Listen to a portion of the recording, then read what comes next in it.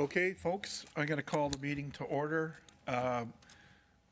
First of all, we'll do a roll call. Madam Clerk?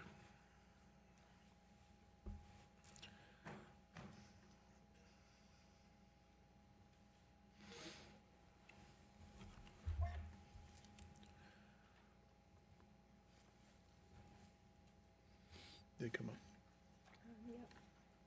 Okay. We have quorum. We have members Crawford, Leahy, and Yamada online. Any declarations of interest? Adoption of the minutes of November 12th. Moved by Councillor McDougall. Second by Councillor Gerard. Any corrections? Being none, all those in favor? Opposed, that item's carried. There's no presentations. We have 6 registered delegates. We have an additional delegate who suggests that they sent it in. There's some disagreement about that, but I need a motion to hear the delegate, Miss Kathy Cumming, and I need a 2/3 vote to hear. Moved by Councillor McDougall, second by Councillor Gerard, that the 7th delegate be heard. All those in favor? Opposed, that item is carried. So Ms. Cumming will be number 6.7. So I hope our delegates are here.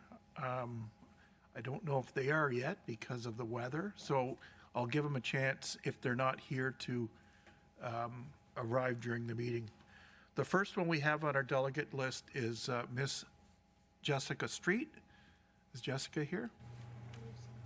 Okay, I'll go next in line. Melissa Heckbert, I know Melissa's here. We'll start with you, Melissa. Welcome back to our chamber. You have 5 minutes to offer comments to committee, and then there'll be potentially questions from the committee. You have the floor. Is the mic all right? Yes. Yep, that's good. Okay. Good morning, Mr. Chairman and members of the Finance Committee. Again, my name is Melissa Heckbert. This debate is not about creating another layer of bureaucracy. It's about deciding whether we are satisfied with the current level of financial oversight or willing to adopt a model that has proven measurable results in protecting public money. An independent auditor general exists for one reason: to act as a public's watchdog, not management's advisor, not council's consultant, a watchdog whose mandate is retrospective, investigative, and public. They follow money, test whether the value was achieved, and report directly to council and residents. Recent spending controversies show why that independent lens matters. Residents remember the $1 million revolving door system at headquarters here. Whether every dollar was technically approved is not the question. The question is whether that was the best use of public funds. An auditor general would examine procurement, life cycle costing, decision rationale, and alternatives. They would ask whether the controls that allowed that outcome were appropriate and whether similar risks exist elsewhere. We have seen the $13.7 million purchase of a building assessed at roughly $8 million for the use of a homeless shelter at 1635 Dundas Street East in Whitby.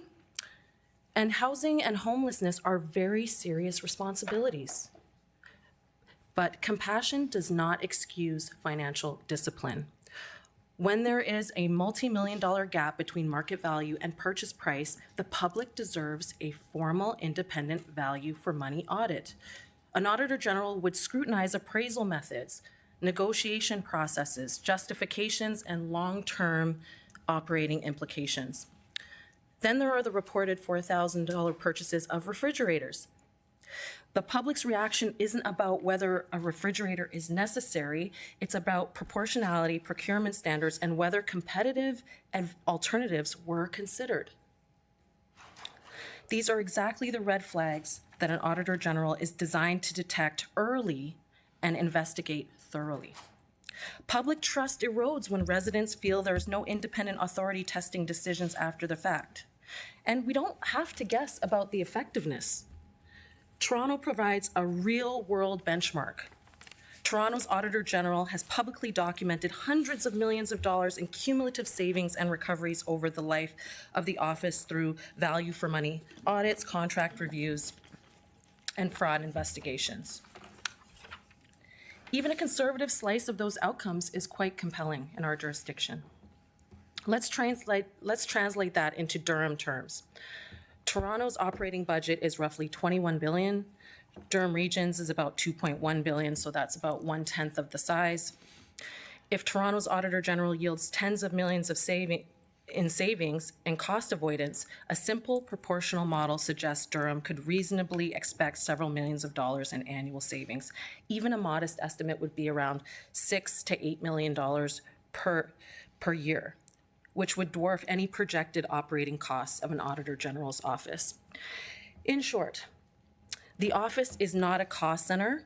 It is a risk reduction and value recovery instrument. The return on investment is demonstrated in comparable jurisdictions. An Auditor General will not replace management, judgment, or council's decision-making. It would ensure that after decisions are made, someone with statutory independence asks the hard questions. Did we get value for money? If the answer is yes, we gain credibility. If the answer is no, we gain an opportunity to correct before small efficiencies become systemic losses. That is the essence of stewardships. You are all custodians of public funds. Establishing an Auditor General is a declaration that you take custodianship seriously enough to institutionalize transparency and measurable accountability.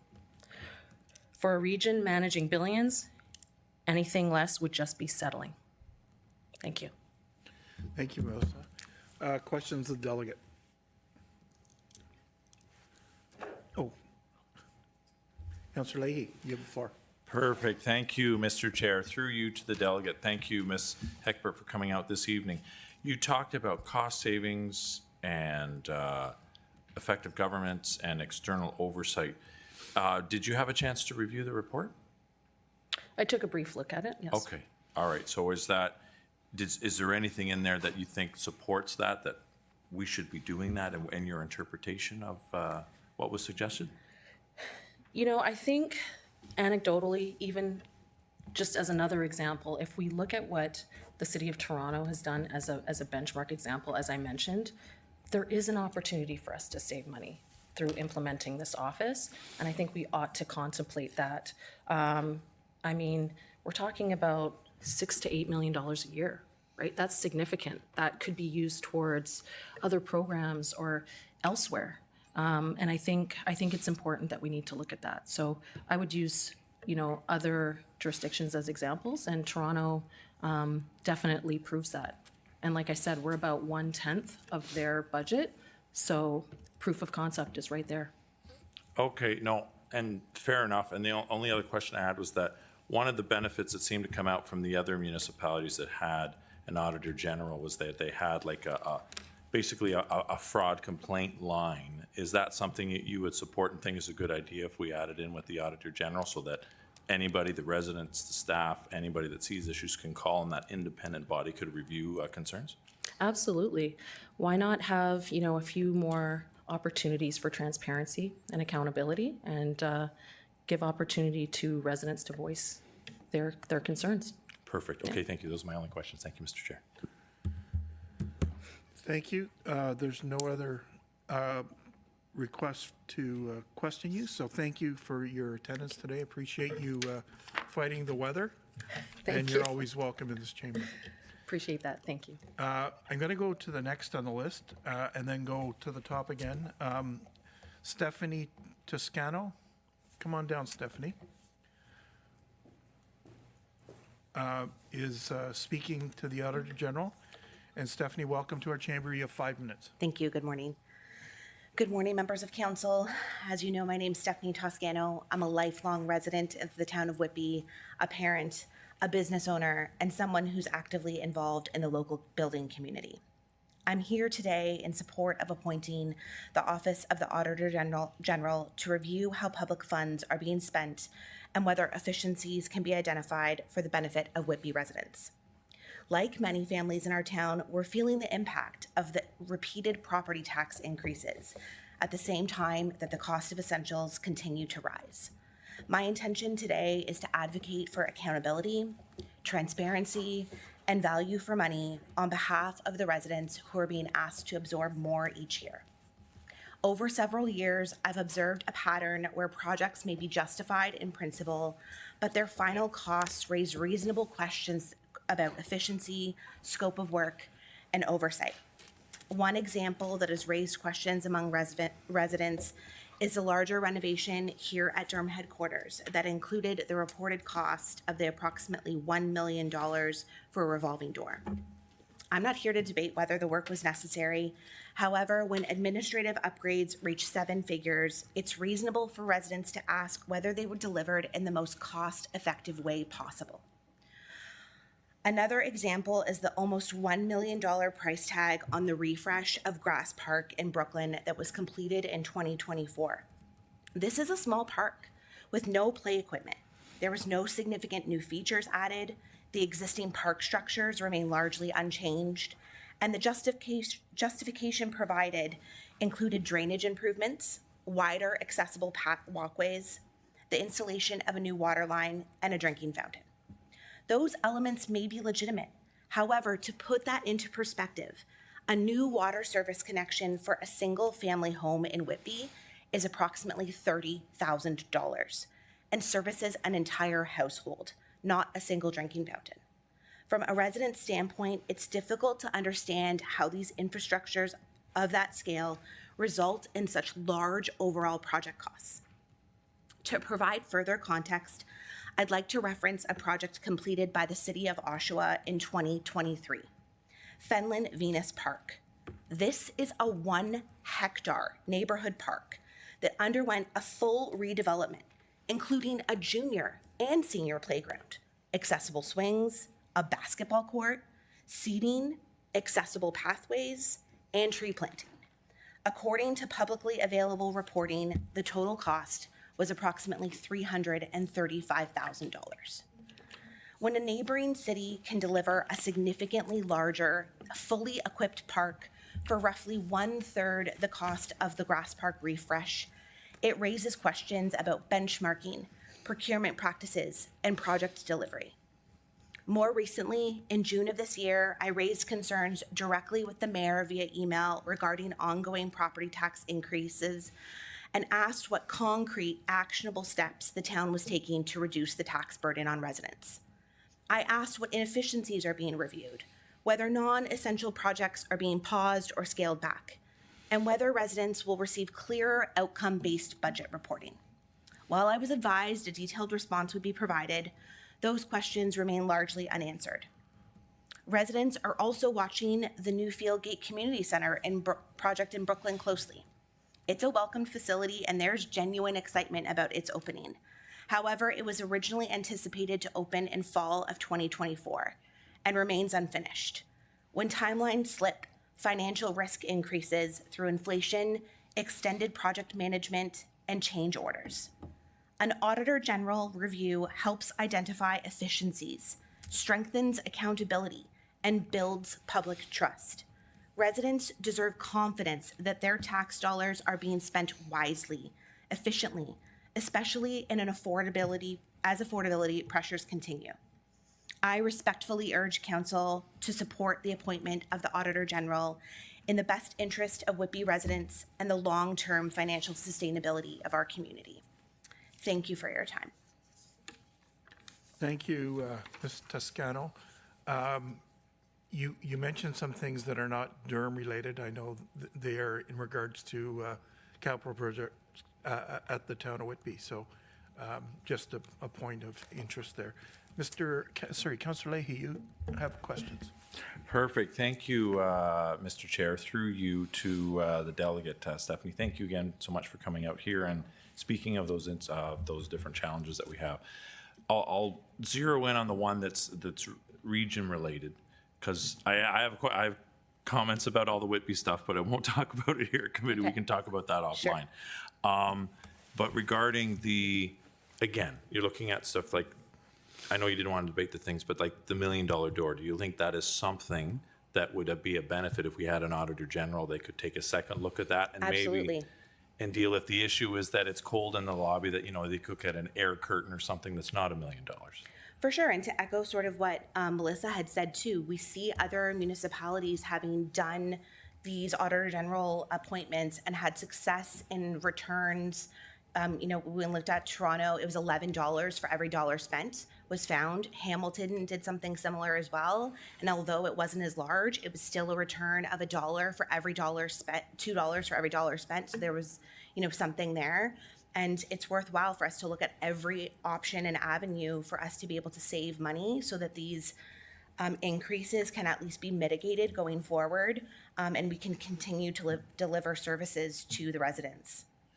Yeah, no, and I appreciate that. And I know the Region Appeal recently implemented one, spoke to some of the counselors out there, and they saw great benefit. So hopefully we'll be able to do that here. Yeah. So I appreciate you coming in. Those are all my questions. Thank you. Thank you. Thank you. I don't see anyone else on the list, so I appreciate your coming today and offering your comments to committee. Thank you. Going down the list, I see Ms. Street's here, but I'll put you back at Ms. Street, I'll put you at the end, if that's okay? No, Ms. Street, I'm going to put you, I've kind of put you at the end. The next speaker is Mr. Clint Cole. Also, speaking about the Auditor General, Mr. Cole, welcome to the chamber. You have 5 minutes. Thank you, Mr. Chair, and good morning, members of council and committee. I'm here, obviously, with stakeholder interests as a regional taxpayer, along with the other delegates here, and I'm going to have to modify my presentation a bit because they've taken some good examples that I wanted to use. So I would just like to jump in for expediency here and draw your attention to Table 1 and page 5 of the report.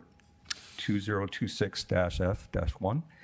And I understand council has had a chance or given this earlier. When I look at this analysis, okay, I mean, generally this report talks about the scoping and the pros and the cons, but I find there's some biasness here in this analysis. When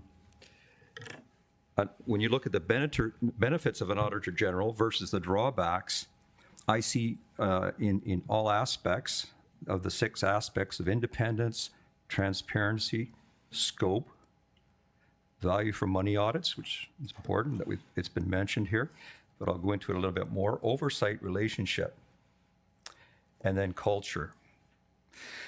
The comments there in that table are quite objective, and the drawbacks are, in my opinion, and everything I say here is in my personal opinion, are more subjective in perspective and perception. I think when we're talking accountability to the public and the arm of the public being our counselors, I'd like to see more accountability given and more mechanisms given to council members to scrutinize the budget itself and all the mechanisms that lead to budget proposals. I see, in my perspective, I see some diminishment in council involvement, and that's why I'm wondering if we can look at this and look at more than just 2 models. Because if you're going to bridge the gap in terms of risk or cost-benefit analysis, and perhaps we don't have the budget numbers, threshold numbers, to engage an auditor general, is there an interim hybrid model that we can use? And I think that model might be something in the order of, I think the internal audit legs work fairly good, but what is overseeing those internal processes? And that's where an auditor general can look at it objectively, arm's length away, so that there's no conflicts of interest. I'm a retired Durham Region employee. I have seen implementations of budget proposals that have gone astray myself, personally. I'm not a financial expert in any way, but I know what I can recognize in terms of fruit of proposed budget items between departments.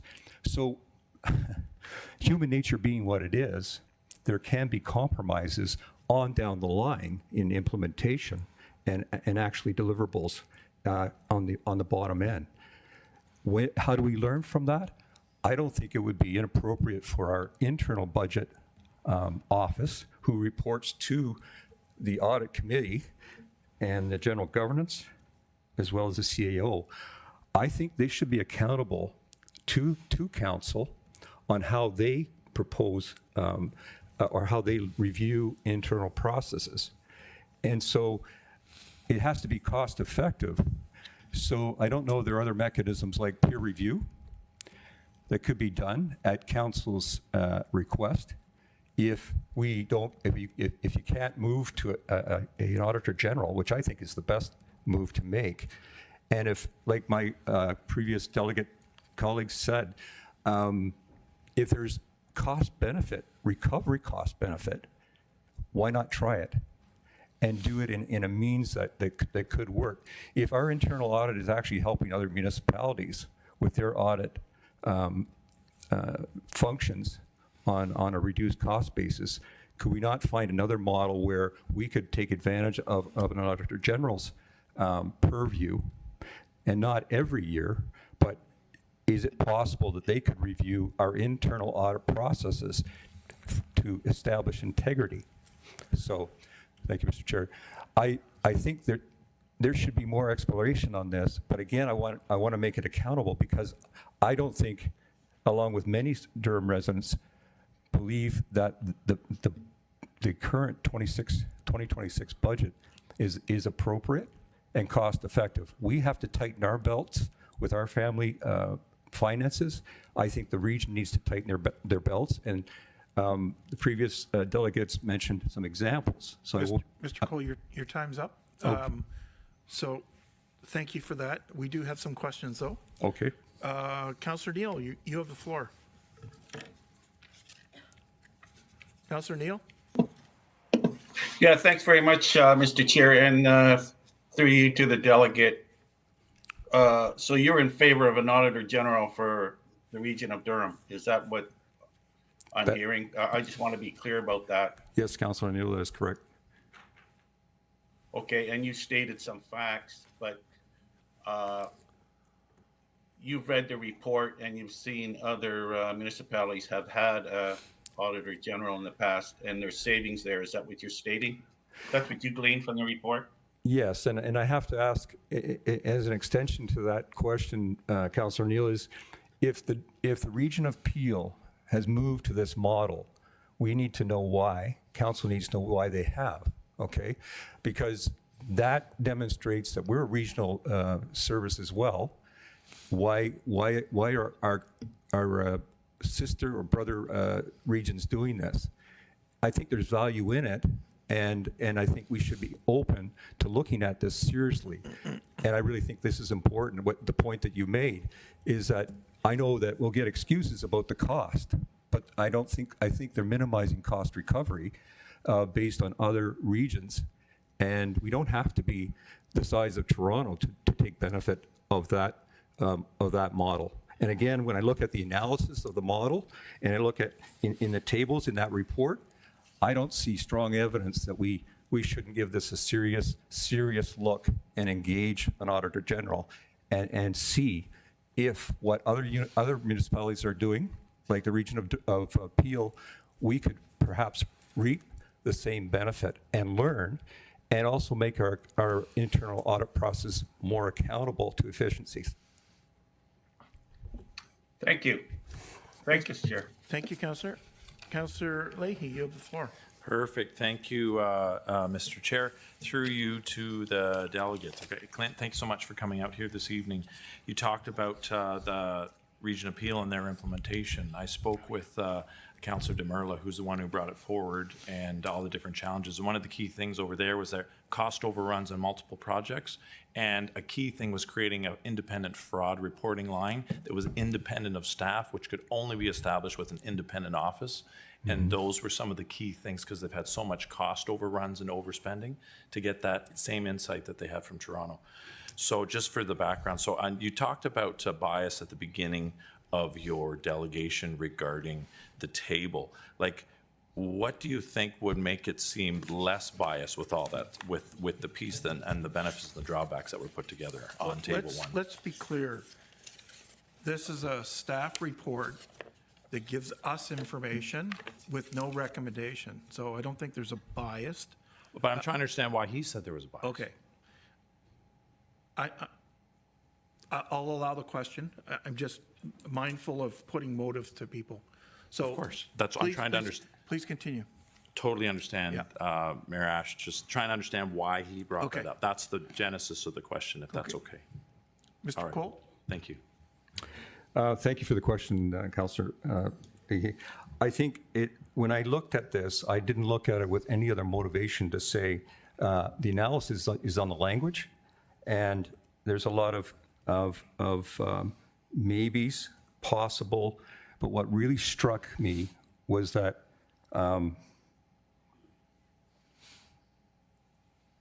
political sensitivity and regulational risks impacted for the organization, and also findings may be perceived as adversarial, impacting relationships within the organization and discouraging openness. And with respect to culture, can contribute to a cautious, defensive, compliance-driven, and risk-averse culture within the organization. Those are negative attributes, in my personal opinion, when you're looking at trying to be objective in analysis between the pros and the cons. That's all I can say. I realize it's a staff report, but that's the beginning of the initiative.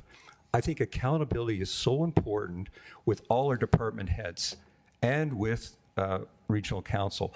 I think it's important that we be able to have that scrutiny from outside of our organization because of the potential compromises that can happen. This doesn't make anybody evil. It makes us more accountable. And then, like my previous colleagues said, and I don't want to steal their thunder, but we already have overrides. The internal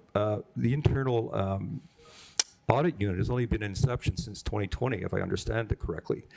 And I think that they're about to do a partial external review and of the core functions. So I think it's important that oversight be the council has a way of invoking another audit scale on the audit.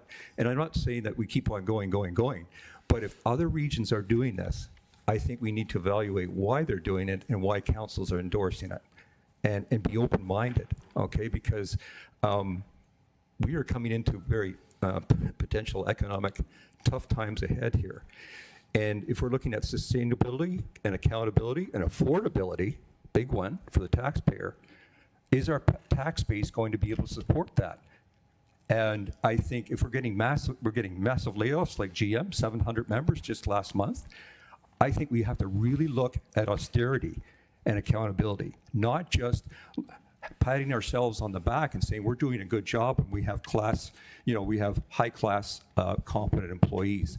Accountability doesn't create dissension in relationships. Accountability means we can learn from our mistakes, and mistakes like were just quoted here, $1 million for a door. If that's still going on, then that's a red flag. And so I encourage that we look at this, revisit this Auditor General model and look at ways to make it physically and economically feasible to do, and learn from that, because that's a great benefit tool for us to get the job done right, efficiently, and accountably. Thank you, Mr. Cole. Thanks. Mr. Leahy, Councillor Leahy, any further questions? Yes. So just my next question through you, Mr. Chair, to the delegate. You spoke about, whether we do auditor standard, do a hybrid model that might be less. Do you not believe that the Auditor General is really kind of like the gold standard for us to get external review and to have that oversight and to have that insight and to not be accountable to the staff that hire them? Precisely. I think that's what we should be targeting and evaluating that cost benefit analysis, but also if we're taking risks and our risks are not proven down the line in implementation, then we're not being accountable. And it's so important in any organization, as we all know, is to have arm's length purviews, not internal purviews that go directly to the CAO. I've seen too much people, and I don't mean this in a negative way, okay. but we pat ourselves on the back. It raises an eyebrow to me in terms of governance and controls on governance. I think it's important that we push, because I've seen contingencies happen, and we don't even know where these contingencies, how far they spin out and reel out. It's like casting a big rod, and those budgets are based on fixed, costs, but then there's a contingency element that's wide open. Who's watching that problem in the henhouse? That's what we need. And then the training aspect of an internal audit to try and promote less fraud, because fraud is a big one. And I'm glad you brought that up, because, it engages the public and there's more watchdogs. And that public, you don't have to pay the public to be a watchdog. So I think we need these other open processes, and not to offend anybody. I think we're all trying to do a good job, but I don't know that we're being accountable when it comes right down to the final dollar spending. All right. I really appreciate your answers. Those are all my questions. Thank you, Mr. Chair. Thank you. Councillor McDougall, you have the floor. I do, thank you. Just from my review of the report, and honestly, I had to read it like 3 times to try and get the gist as to everything, what was in it. But I think it's important so we understand that what's being recommended in the Auditor General is a retrospective perspective. Is that correct? That's correct. And so, we mentioned the idea of cost recovery, but once those horses are out of the gate, they're gone. So you're not getting any of the money back. Do you want me to answer? Sure. No? I hear what you're saying, Yeah. but let's forward think. What we learned in 2025, how can we apply to 2026? That's an internal audit function. And an external arm's length auditor can inform the internal audit process and make them and say, this is what you missed. And it doesn't reflect on any malintent. But we have to be forward thinking and learn from it. And I think we get a clear, we get a higher level of integrity on an arm's length audit, on the audits that we do internally, because there are other driving factors that can go astray to create internal processes that might be more self-serving. And I say that generally speaking. I don't have any case examples, but when I see a budget of 4.8%, when councils entertain 3% and even 0%, I have to ask myself, who's driving this horse or this horse team? Who's driving it to where the austerity measures that should be commensurate with ability to pay and tax-based levels, where is that? There's a gap there. And that's where I think it justifies an external audit, Auditor General. And then you don't have to worry. You're getting independent advice, no conflicts of interest, because you're not relying totally on your internal processes, right? It's like a teacher marking your report card, okay? You could be a teacher's favorite. There's a compromise, and not get a true rendition or evaluation of value for money. And value for money is clear examples that were just mentioned previously by my previous delegates. So I don't know, Councillor, if I answered your question directly, please. No, thank you. I mean, in reading the report, it was, I get the idea that the Auditor General is more of a bean counter and is going to give us a retrospective perspective as to how much was spent, where it was spent. From the read of the report, they're not intended to make recommendations or give guidance. So, for instance, and I'm not arguing for or against an Auditor General at all, but when I look at the perspectives that Ms. Heckford gave in terms of, like it's a tenth. So when I look at the numbers from the table at the bottom of the report, we're looking at $1 million to $1.5 million to have an auditor general for us alone with full-time employees, or outside, $600,000, that will be additional funds spent to give us retroactive perspective in terms of where we've spent our money. But none of that money that's been spent will we get back. Where I see the benefit would be going back and looking at my credit card bill and realizing that I have an Audible account that I don't use and it's $15 a month, or bank charges that are reoccurring every single month. And saying, Counselor, yep. I So- understand what you're saying, but there's questions to the I delegate. You're- understand. You're So I'm speaking just to the report. My question is Would you agree? yes, would you agree that we don't necessarily, I mean, it's good to get that retrospective perspective, but we are not going to get any of those funds back once they're spent. No, just like, you're correct, absolutely correct. Here's the thing, though. If we don't do it, and some of these processes continue, then,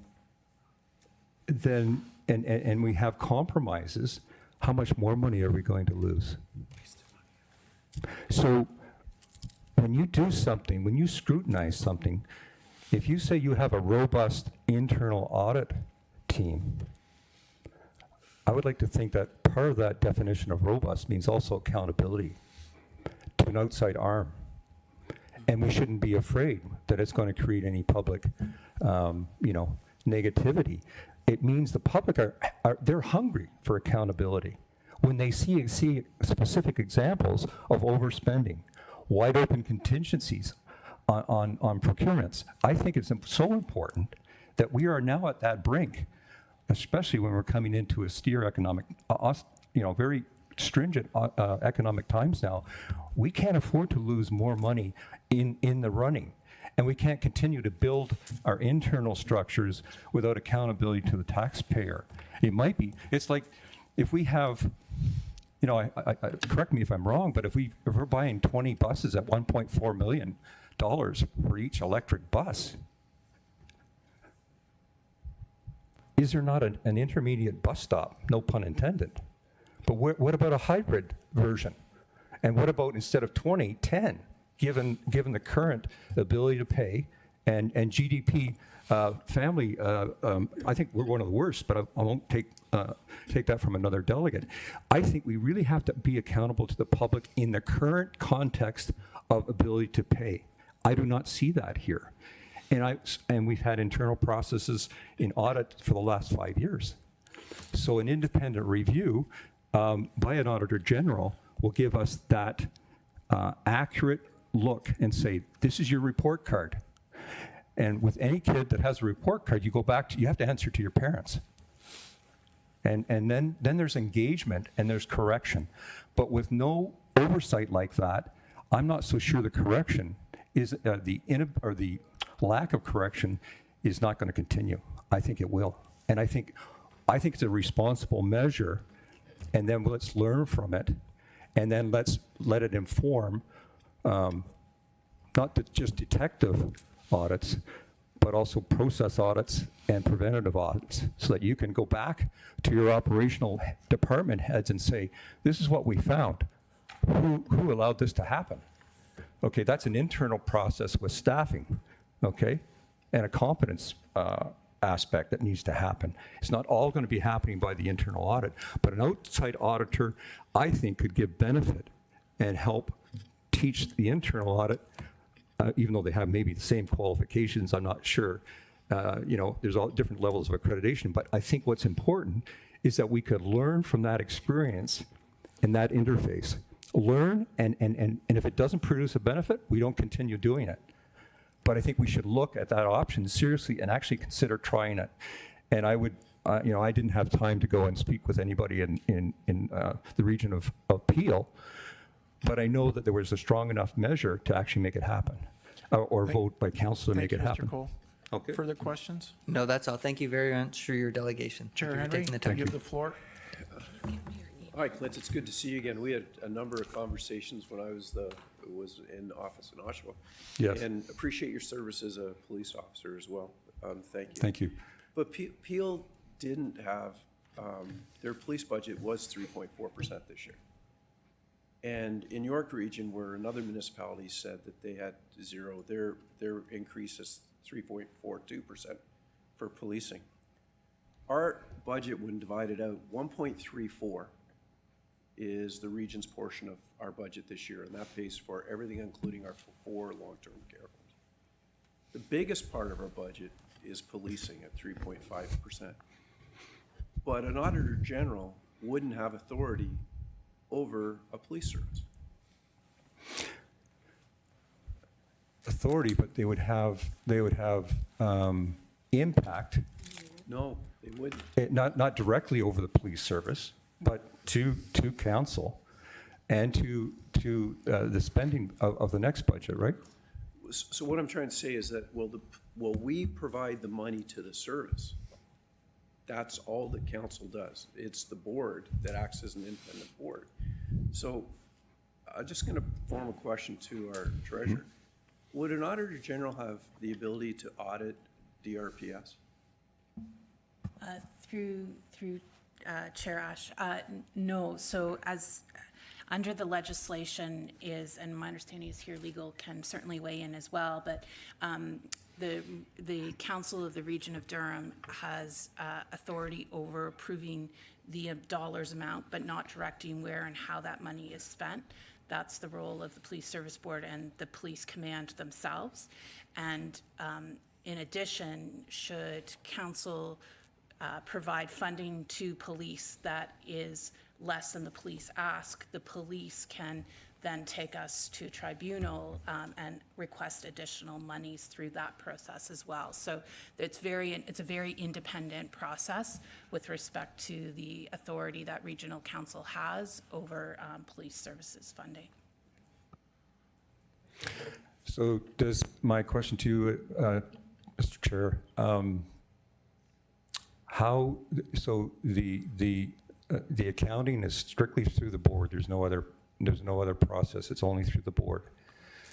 I guess the board could, police board could look towards having an auditor general function, but that's certainly beyond our realm, except to fund it. So it would eliminate 350 million? What was it this year? It's about 360, I believe. Police budget, 360? Oh, yeah, so the police portion of the increase is 3.42%. What's their total? And it represents about over 1/3 of the overall regional levy. Right, okay. Thank you. Mr. Henry, Chair Henry, do you have any further questions? No. Great. Thank you, Mr. Cole, for your attendance today and your obvious passion about this particular issue and your cordial manner of getting your point across, so we appreciate that. Thank you, Mr. Chair. Our next delegate is online, and it is Ms. Whitefield. Ms. Whitefield, welcome to our committee meeting. You have 5 minutes. Melissa, you have to press the request to speak button.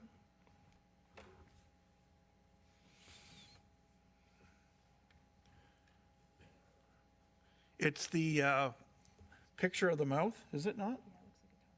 A talking head at the bottom of your screen. I don't know if it will come, I think it turned, there it is.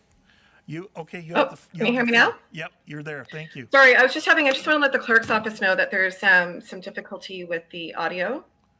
And I'm not sure what's happening with the visual here, but. No, you're on, but there's a bit of a delay, so when I ask you a question, you don't often, if you're listening online, there will be a delay. So you have the floor now, 5 minutes.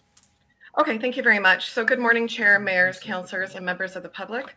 I'm here today as a taxpayer and a local advocate and someone who has listened closely to the concerns of many residents across Durham Region.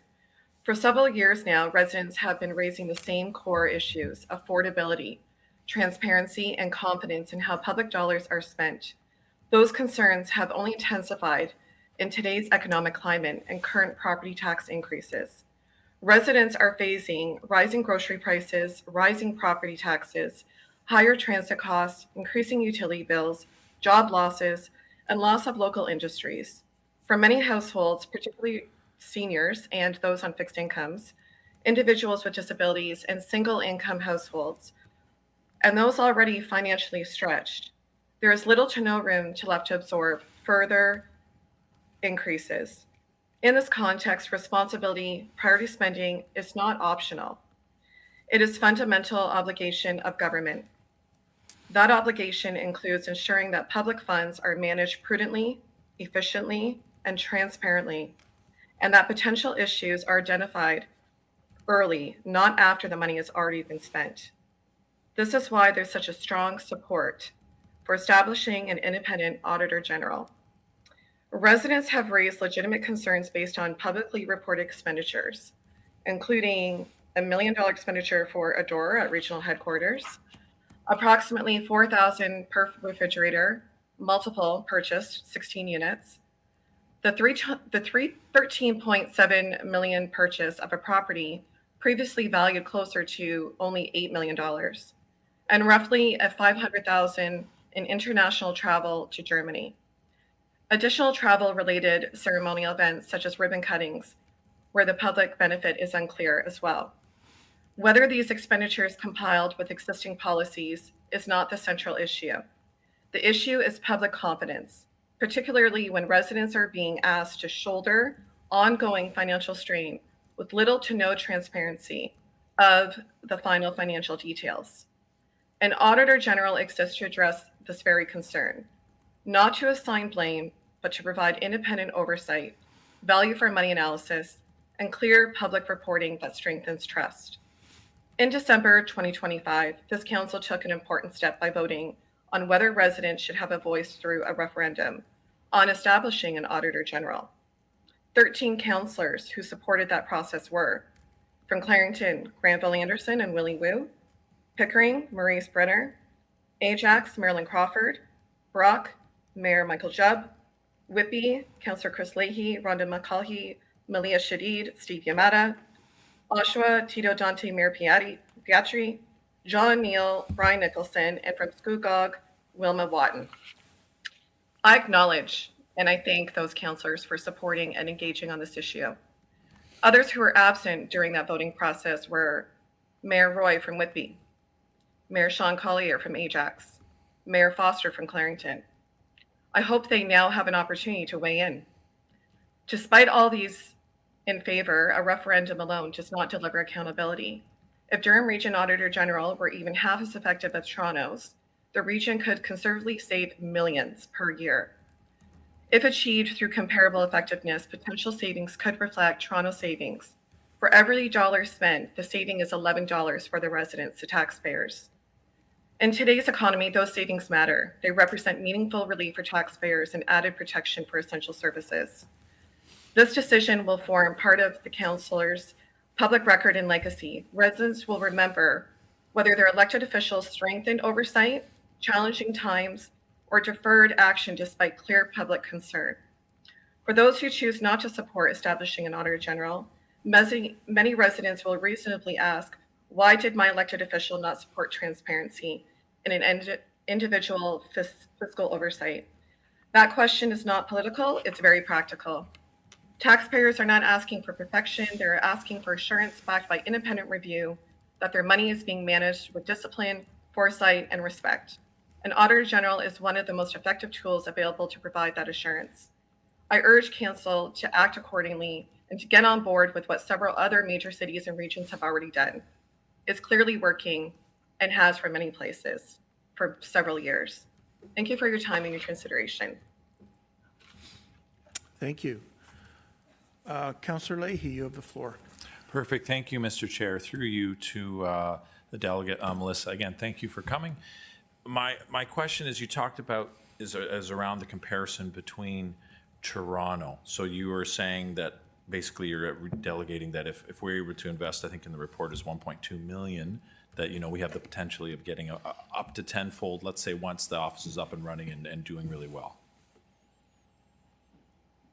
Yeah, I mean, like, you know, I would question if it wasn't working, then why have these major cities and corporations instituted it? You know, obviously, you know, for several years now, Toronto has saved millions and millions of dollars. And, you know, they've noted where they've made the errors, they've been able to go back and they've been able to make changes in ongoing years. So it's not just something that, you know, you can say, well, it's going to cost us maybe 400,000 to save 400 million. I guess in their hindsight, you know, they're in favor of that, and they owe that to their residents, and that's why they've chosen to do it, because it's effective and it's working. Now, thank you. And you also mentioned on how, you know, it's forward-looking and looking at different that. Is that because we're examining what's happened in the past so that we can change the behavior in the future? I'm trying to understand what you mean by that, because the report talks about it's can only look at the past, and we don't know what we're going to save. But we know, and sounds like in Toronto, by looking at the past, they know what's not working, so they know how to save in the future. What did you mean by that? Well, I mean, like in anything, you know, when you look at past maybe errors in expenditures, I mean, anybody that does financials can look at the books and say, you know, this is where we went wrong, this is where you overspent.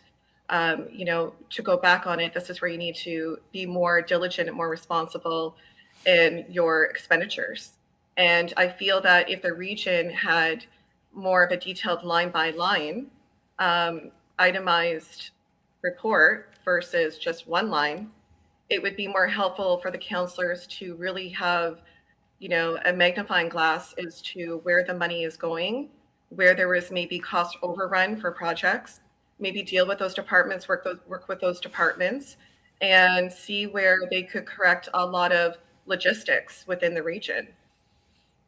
No, and that's helpful, and I appreciate that, because that again, I also believe is the point, which I think you're trying to emphasize, of the benefit of that, reviewing past expenditures to improve future economic outcome for residents. So those are my only questions. Thank you, Mr. Thank you.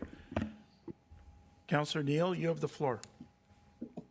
Yeah, thanks, Mr. Chair. And I guess this question to Ms. Whitfield is, the previous speaker mentioned a cost-benefit analysis. So when you look at what you'd have to pay, what the region would have to pay, or to have an auditor general, do you think there's a cost-benefit analysis taking place? And that basically, I guess I'll take you back to Mr. Cole in regards to what he was talking about. Well, you know, thank you, Councillor Neal, for that question. My question in that question is, you know, has the region ever gone back to the City of Toronto? Have they ever talked to those with, you know, at the region of Peel and all the other major cities that have done this? So to do a cost analysis, I don't think the region really has a clear idea of what would really cost for this Auditor General. But I think if they were to speak to those who already have it instituted and it's working and it's effective, they could maybe get a better breakdown as to the cost versus the benefit, you know. And maybe, you know, we were looking at last year, maybe it was 400,000, maybe the year before it was only 300,000. So each year, you know, is it worth it? And my question is, who there at the region has spoken to these individuals to get a proper cost analysis? Thank you. Well, I can answer that question because I was briefed on this report. It was, the report is very fulsome. It shows that of the 6 regional municipalities, no one currently has one, and Peel is looking at having one, and that 5 of 444 municipalities, or 0.11%, have an auditor general function. And our staff did reach out to get the information about the size and scope of work and budget. And we looked at the cost per full-time equivalency, which is about $200,000 per person, and looked at the low end of 14 people to a high end of 44 people. And we looked at having a small, mid, and large, and priced it at mid-range at $2 million. So we also reference in there that Sudbury just ended their Auditor General function effective December 31st. And I know Chair Henry may speak to this. Oshawa had a Auditor General function in years past. So I think that answers that. Any further questions of our delegate? Being none, thank you, Ms. Whitefield, for attendance today. Yes. to know that the Auditor General function in Toronto is legislated by the province. It's not something that Toronto has done. It comes under the province's City of Toronto Act. Right. Thank you. Our next delegate is Anastasia Brown. Anastasia, come on down.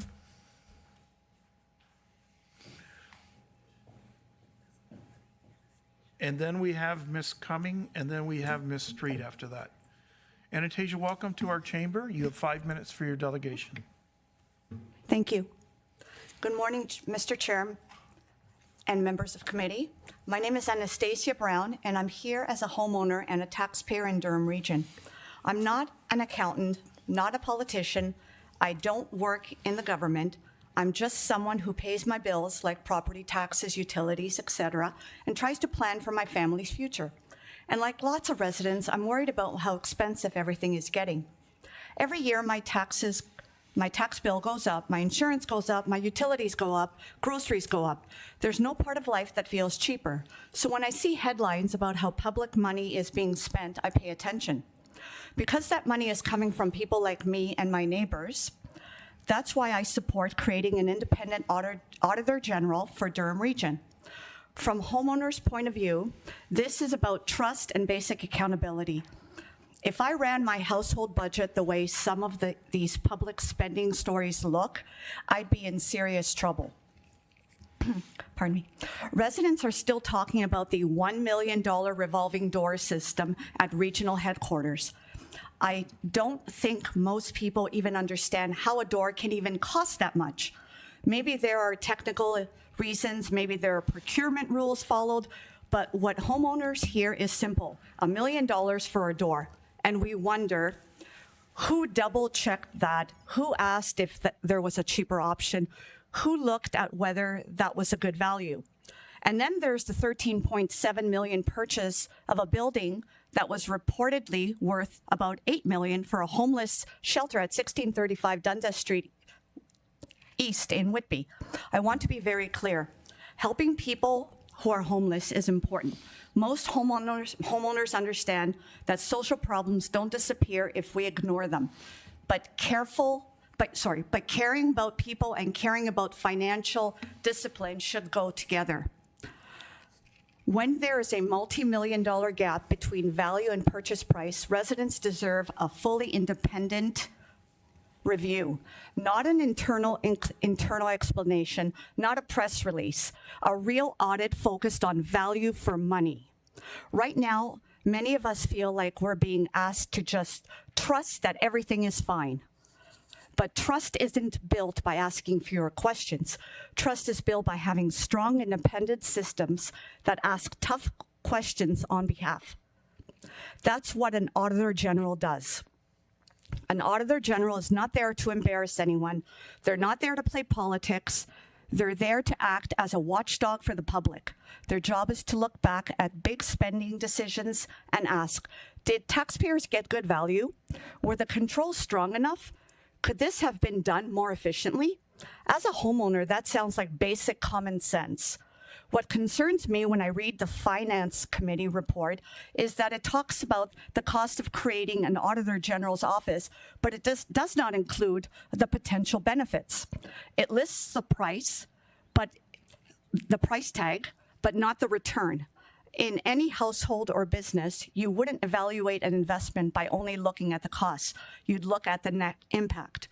Other cities, especially Toronto, have shown that an Auditor General can identify millions in savings and waste reduction. Even if Durham only achieved a fraction of that, we'd still be talking real money. Money that could slow tax increases, improve services, or reduce pressure on homeowners who are already stretched. For people like me, this isn't abstract policy. Every extra dollar in taxes affects whether we can save, whether we can help our kids, whether we can afford repairs, or whether we can feel secure staying in our homes long term. When government spending looks careless, it doesn't feel like a distant issue. It feels personal. Creating an auditor general sends a message that council understands that pressure. It says you're willing to put an independent set of eyes on how billions of dollars are managed. It says you're confident enough to welcome scrutiny that actually increase public confidence, not decrease it. Most homeowners don't expect perfection. We understand that government is complicated and big projects cost money. What we expect is seriousness. We expect systems that create our tax dollar with the same care how we treat our household budgets. And our Auditor General is one way to show that commitment in a concrete, visible way. At the end of the day, this is about stewardship. You are managing money that families work hard to earn. We want to know there is a strong, independent watchdog making sure that money is used wisely. As a Durham homeowner, I'm asking you to support the creation of an Auditor General's office, not as a political statement, but as a practical step towards better accountability and strong public trust. Thank you for your time. Thank you. Councillor Leahy, you have the floor. Perfect. Thank you, through you, Mr. Chair, to the delegate. Thanks, Anastasia, for coming out here this morning. So one of your comments was you're talking about trust. And that's important, and we do trust everyone to do a great job here at the region. But I guess part of it is the concept is trust but verify. Like, is that what you think that the Auditor General there and why it's an important piece? Public trust has declined and we need someone who is not an internal auditor who has biased opinion, works for the company, not an external auditor who looks at the accuracy of financial statements for the stakeholders. We need an Auditor General who will work for the people to increase trust and, of course, accountability on how our monies are being spent. And I appreciate, so if I can understand your interpretation of that, so I'm looking for clarity, is that you think it's important to have that independence of that Auditor General away from staff so that people can do things like use like a fraud hotline, call in complaints, and then get that information in an independent way? Yes, this is one of the benefits of an Auditor General. It can, fraud detection, it could find fraud, long-term savings, just as in Toronto, we have seen that they've saved $11 for every dollar. And again, increasing accountability and transparency, because as I mentioned, the public trust has declined, and we need someone with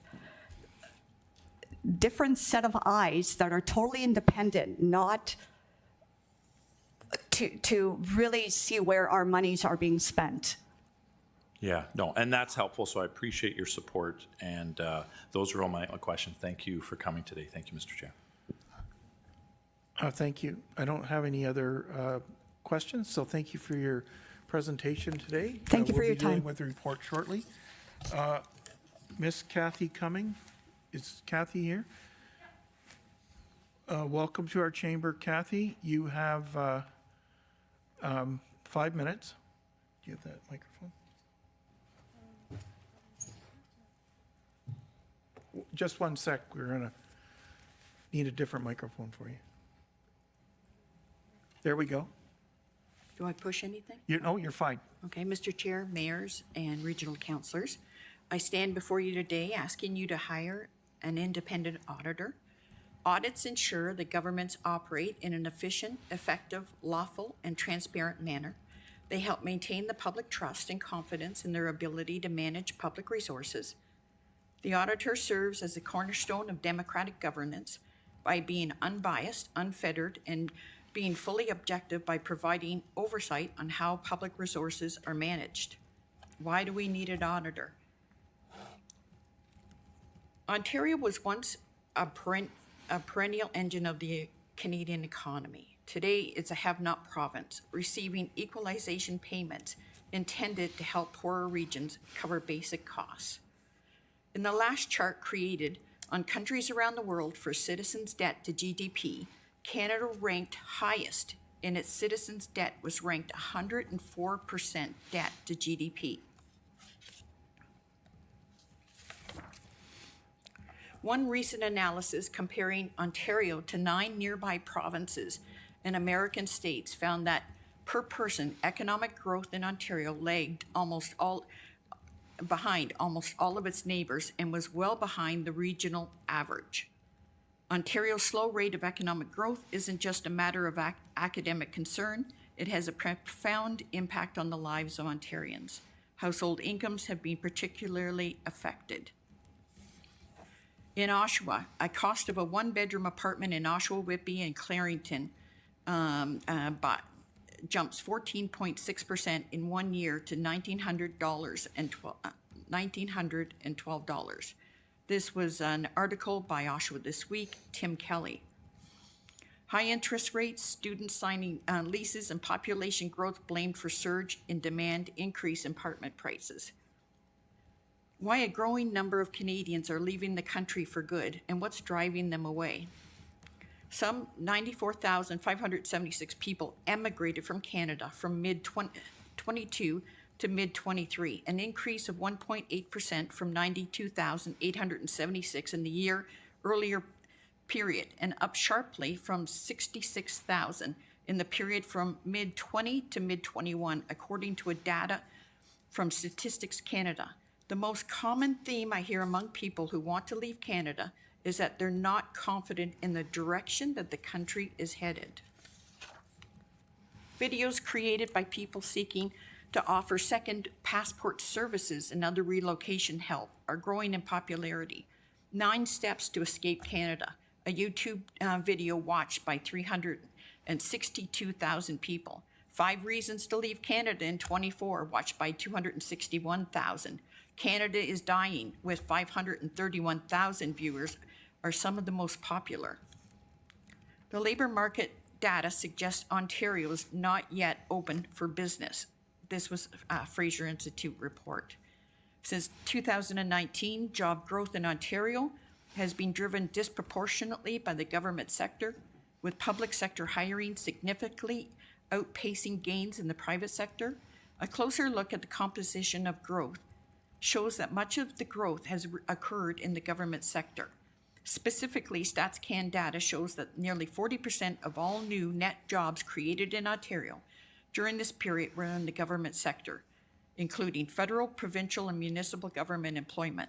Given that approximately 20% of all jobs in the economy are in the government sector, this data shows its disproportionate role in recent job growth and therefore a growing share of total employment. By contrast, private sector employment combined with self-employment grew by 7.5%. In other words, government employment has expanded almost 3 times as fast as non-government employment over the last 5 years. A labor market heavily reliant on public sector expansion cannot support long-run prosperity. The composition of job growth has implications for public finances. The resources that sustain the government and pay the wages of government workers must ultimately be financed by the private sector. In closing, the world around us is changing by the day. These countries that embrace free trade and offshoring their manufacturing are now being hit with ever-increasing civil unrest, bankruptcies, crimes at levels they have never seen before, homelessness, money laundering, reduction in services, and unstable governments. Canada is one of those countries with 4,000 criminal organizations, many that live here in the GTA. Do we see that our hope for the future, or do we want to change course before we are forced to reduce wages and slash government through amalgamation? I'm calling for an independent auditor. I would be remiss to also ask that the parameters he or she be given would be region-wide. All financial statements, consultant contracts and their budgets, budget information from each department, staffing levels from... Ms. Cumming, you have to wrap up. Okay. All contract tender agreements, if they finished the job on time and did it, the cost more than was previously agreed. Allowed to speak to consumers within the DR. I would like to see the auditor create a broad-based report on the DR's financial situation from 2026 and what they see for the future. I believe that this report will help us stimulate hope for our future. Thank you. Thank you. Councillor Leahy, you have the floor. Yes, thank you, Mr. Chair. Through you to the delegate, Kathy, thank you so much for coming this morning. So you talked, you were focusing a lot around the debt and part of those challenges, like you're meaning as bringing that in as a reason to say why we need the Auditor General, like just trying to understand all the different Exactly. references. Exactly. I see more of a downturn in the economy. So if we can't do better, well, Mr. Chair said 1.4%, but I think we're going to have to dig a lot deeper. Right, because of the concerns you're hearing. Yeah. And you also talked about, you know, the benefits of the Auditor General and the independence and trying to capture different pieces of money. So you think that independence is very important so that we can get that external expertise? A new set of eyes is great. Yeah, it brings something to the conversation, and when they can see the overall picture, yes. No, that's helpful. And you also had mentioned that you think that there would be savings from people when they review historical information for where things were spent and what could be differently. We can change our behavior in the future so that we can save more money to overcome those costs for the Auditor General. Looking at people's debt right now at 104%, there'll have to be savings. Okay. All right. I really appreciate you coming out here. That's very helpful. Those are my questions. Thank you, Mr. Chair. Thank you. There's no other questions, so thank you, Ms. Cumming, for coming today. That's alliteration, I guess. We appreciate your attendance. Ms. Jessica Street, you're back up at 6.1. Ms. Street, welcome back to our chamber. You're here to speak about the Auditor General, and you have 5 minutes.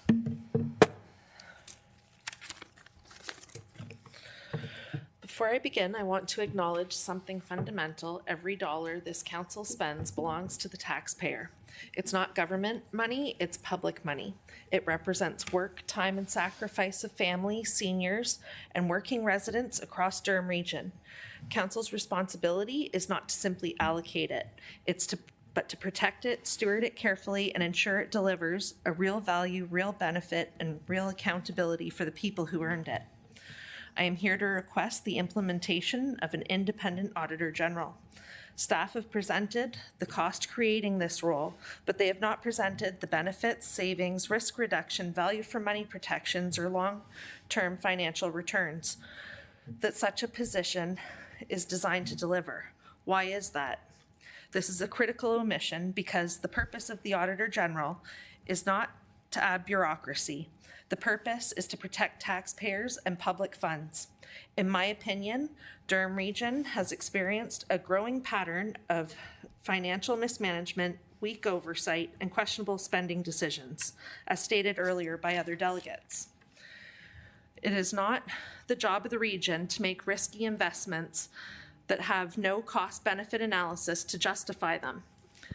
These are not isolated incidents. These represent a systematic oversight failure. An Auditor General is an independent officer of council, accountable only to council and the public. Their mandate can include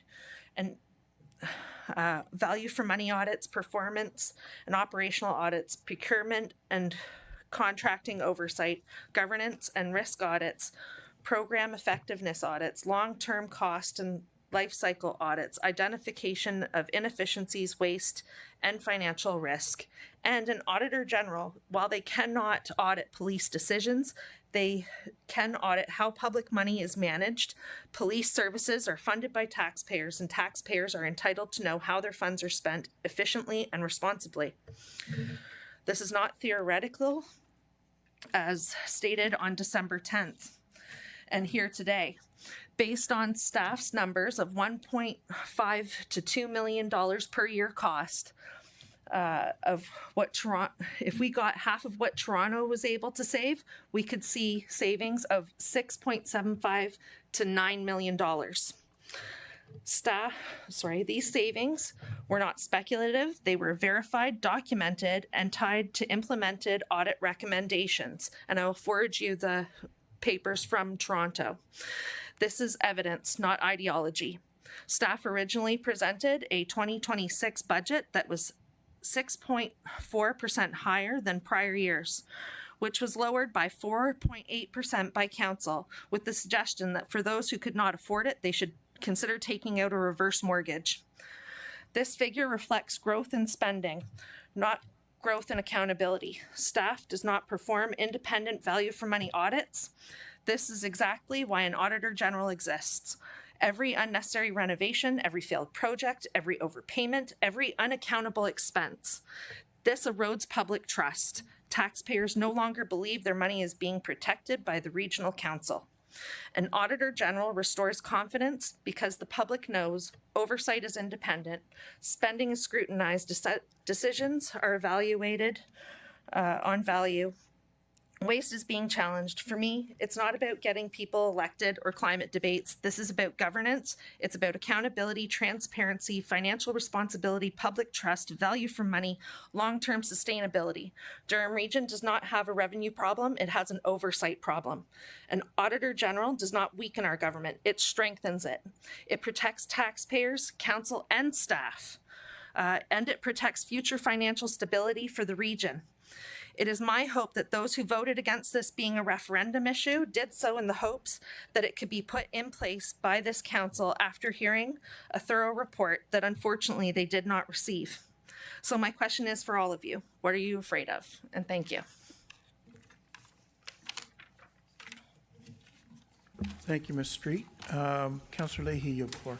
Perfect. Thank you, Mr. Chair. Through you to the delegate. Thank you, Jessica, for coming out here this morning. I really appreciate that. So you're talking about transparency and oversight and all those different pieces and related to spending. So you believe that the Auditor General will be able to find savings and review all of past spending so that we can cut our costs in the future?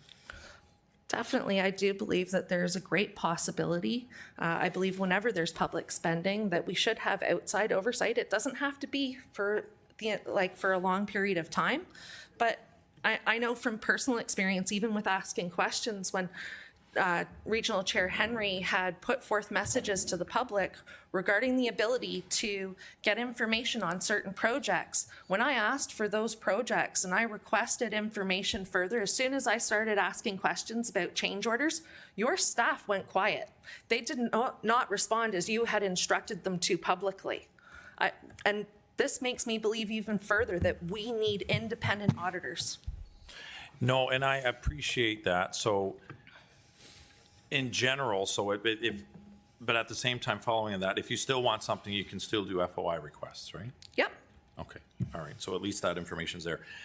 With regarding, you spoke about Toronto and all the benefits that they have, so I think it's been mentioned about 10 or 11 times that the dollars for what the investment is. So if we're investing approximately, let's say at the low end, around $2 million, do you think it's reasonable to see once that office is up and running, a 5 to 10 fold return on that? Well, as I stated, even if we only get half of what Toronto got on their return, and it costs $2 million, we're looking at approximately a $9 million return. What taxpayer out there does not want that? Which one of you don't want that? Yeah, no, and I appreciate that. So that's super helpful. Clearly you're in favor, and I appreciate you guys coming out this morning, yourself in particular. And those are all my questions. Thank you. Thank you. I don't see any more questions, so thank you, Ms. Street, for coming today. Appreciate your continued advocacy on this important issue. Thank you.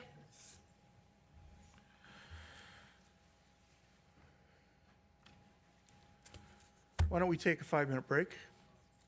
And we'll start with the items moved by Councillor McDougall, second by Councillor Leahy. We recess for 5 minutes. All those in favor? Opposed? That item is carried.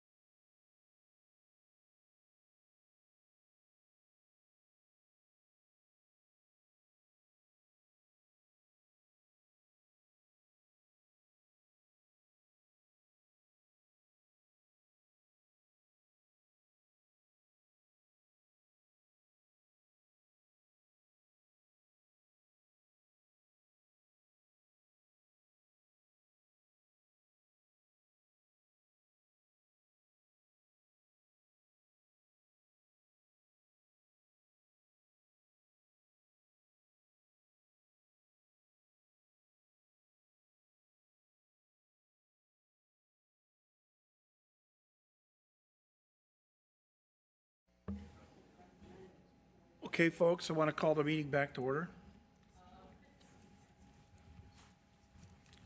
Councilor McDougall's coming.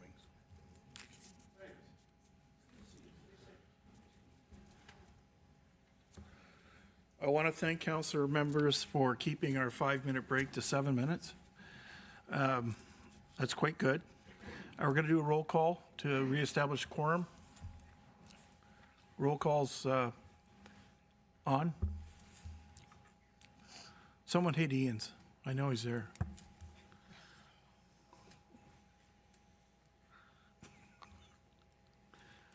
Okay, we do have quorum, so we'll begin. Ian, we pressed your button. There is administration, there's no there is correspondence, correct? Oh, it's under finance, sorry. We'll move through the reports then. First one, on administration, is the policy on the use of corporate resources for election purposes on page 10 of your report, Moved by Chair Henry, seconded by Councillor McDougall. Questions or debate? Councillor Gerard, you have the floor. Thank you, Mr. Chair. Just a couple of questions to get some clarity. On 4.7, it referred to social media pages, individual social media pages being linked to the regional page. First time potentially rerunning at the regional level. Is that new? I'm not sure who to look at. Sorry, Kevin. Who wants this one? Alec, the clerk, please. Thank you. Through you, Mr. Chair. Yes, this would be new for the region for this term of the election. Typically, we would only do it for the races that the region is responsible for, being the regional chair. You do see this at the local municipal level. You will see a list of candidates, and candidates typically are allowed to provide a social media link or a website link that the clerk's team will share on behalf of the candidate. So it'd be something that the candidate would submit. So it's not like your team would go looking for it and post it up. So that's correct. Okay, fair enough. Thank you.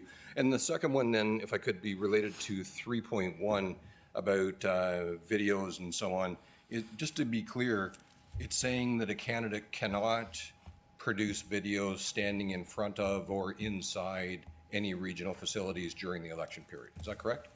Through you, Mr. Chair, that's correct. Regional properties should not be used to produce election-related content. Fair enough. That's all my questions. Thank you, sir. Thank you. Any further questions? Being none online, I'm going to call the question. All those in favor? Opposed? That item's carried. Next item is Durham Region's Diversity, Equity, Inclusion Strategy, the Implementation Report. It's on page 22 of your document. I need a mover and a seconder. Moved by Chair Henry, second by Councillor McDougall. Questions, comments, or debate? Being none in person and or line, I'm going to call the question. All those in favor? Opposed? That item is carried. Next item is page 31, the Regional Municipality of Durham's Accessibility Advisory Committee 2025 Annual Report and 2026 Work Plan. Moved by Councillor McDougall, second by Councillor Leahy. Questions? Councillor McDougall, you have the floor. Thank you. Through you, Mr. Chair. I just want to acknowledge, as the representative on the Accessibility Committee, all of the incredible hard work that the team does for that. And, you know, a long time ago when accessibility committees were mandated, you know, we once thought of accessibility in terms of, you know, physical spaces and how people get around. Accessibility nowadays is much different than it was when it first started, and it's ever so just as important as it was when it was first mandated. So thank you to the team and everybody for their hard work. Thanks. Thank you. No further debate. I don't see any. I'm going to call the question. All those in favor? Opposed? That item is carried. The next item on page 43 is the Municipal Elections Compliant Audit Committee and the report to establish it in conjunction with other municipalities at the lower level, some of them participating, some of them not. Moved by Councillor Leahy, second by Councillor Gerard. Questions? Councillor Leahy, you have the quote. Yeah, thank you, Mr. Chair. Through you, question to staff. So was there a general theme in why some municipalities participated and some didn't? Was it just, I know it's an individual choice, but was there any general theme around that? I asked the same question, so I know that they'll be well-versed in giving you an answer. Even better. Who wants it? Clerk? Thank you. Through you, Mr. Chair. The general answer is geography. So for some municipalities, the pool of candidates that we look for will generally come from the lakeshore municipalities or further to the west. And in some cases, the municipalities participating prefer to pull in candidates more from their own geography. Okay, just interesting. Okay, so yeah, that was really my only question. Otherwise, fully supportive. Thank you. Any further questions? No further debate. I'm going to call the question. All those in favor? Opposed? That item is carried. We have correspondence from Mr. Glass and correspondence from Ms. Gasser, to refer the item to the reports. Have a mover and a seconder? Moved by Councillor Leahy, second by Councillor McDougall, to refer the correspondence of 8.1 to report 8.2A. All those in favor? Opposed? That item is carried. Okay, we've got now to the main purpose of our meeting. For those that are in attendance on page 57, there is a staff report with a recommendation to receive for information, and to further to that, the recommendation is to recommend to Regional Council, because it was an undertaking that notwithstanding any direction from this committee, that it would be referred to Regional Council for discussion. So with that, questions? Sorry? Oh yeah, I need a mover and seconder for the report. Moved by Councillor Leahy, second by Councillor Gerard. Councillor Leahy, you have the floor. Thank you. No, so again, so my first question for clarity is we don't need a referral. This is going to send it to council. The report says that Finance Committee recommend to Regional Council, whatever our recommendation is, because even if we turned it down, it would go to not normally go to Regional Council. Correct. But the information is to receive for information, and that would be referred to Regional Council. Okay, so that part. So so that's helpful. The next piece was just to put down, so again, I'd just like to put on the floor a recommendation to implement the Office of the Auditor General to recommend to council. Sorry? It's contrary to what's on the floor right now. Yeah, it is contrary to what's on the floor. So,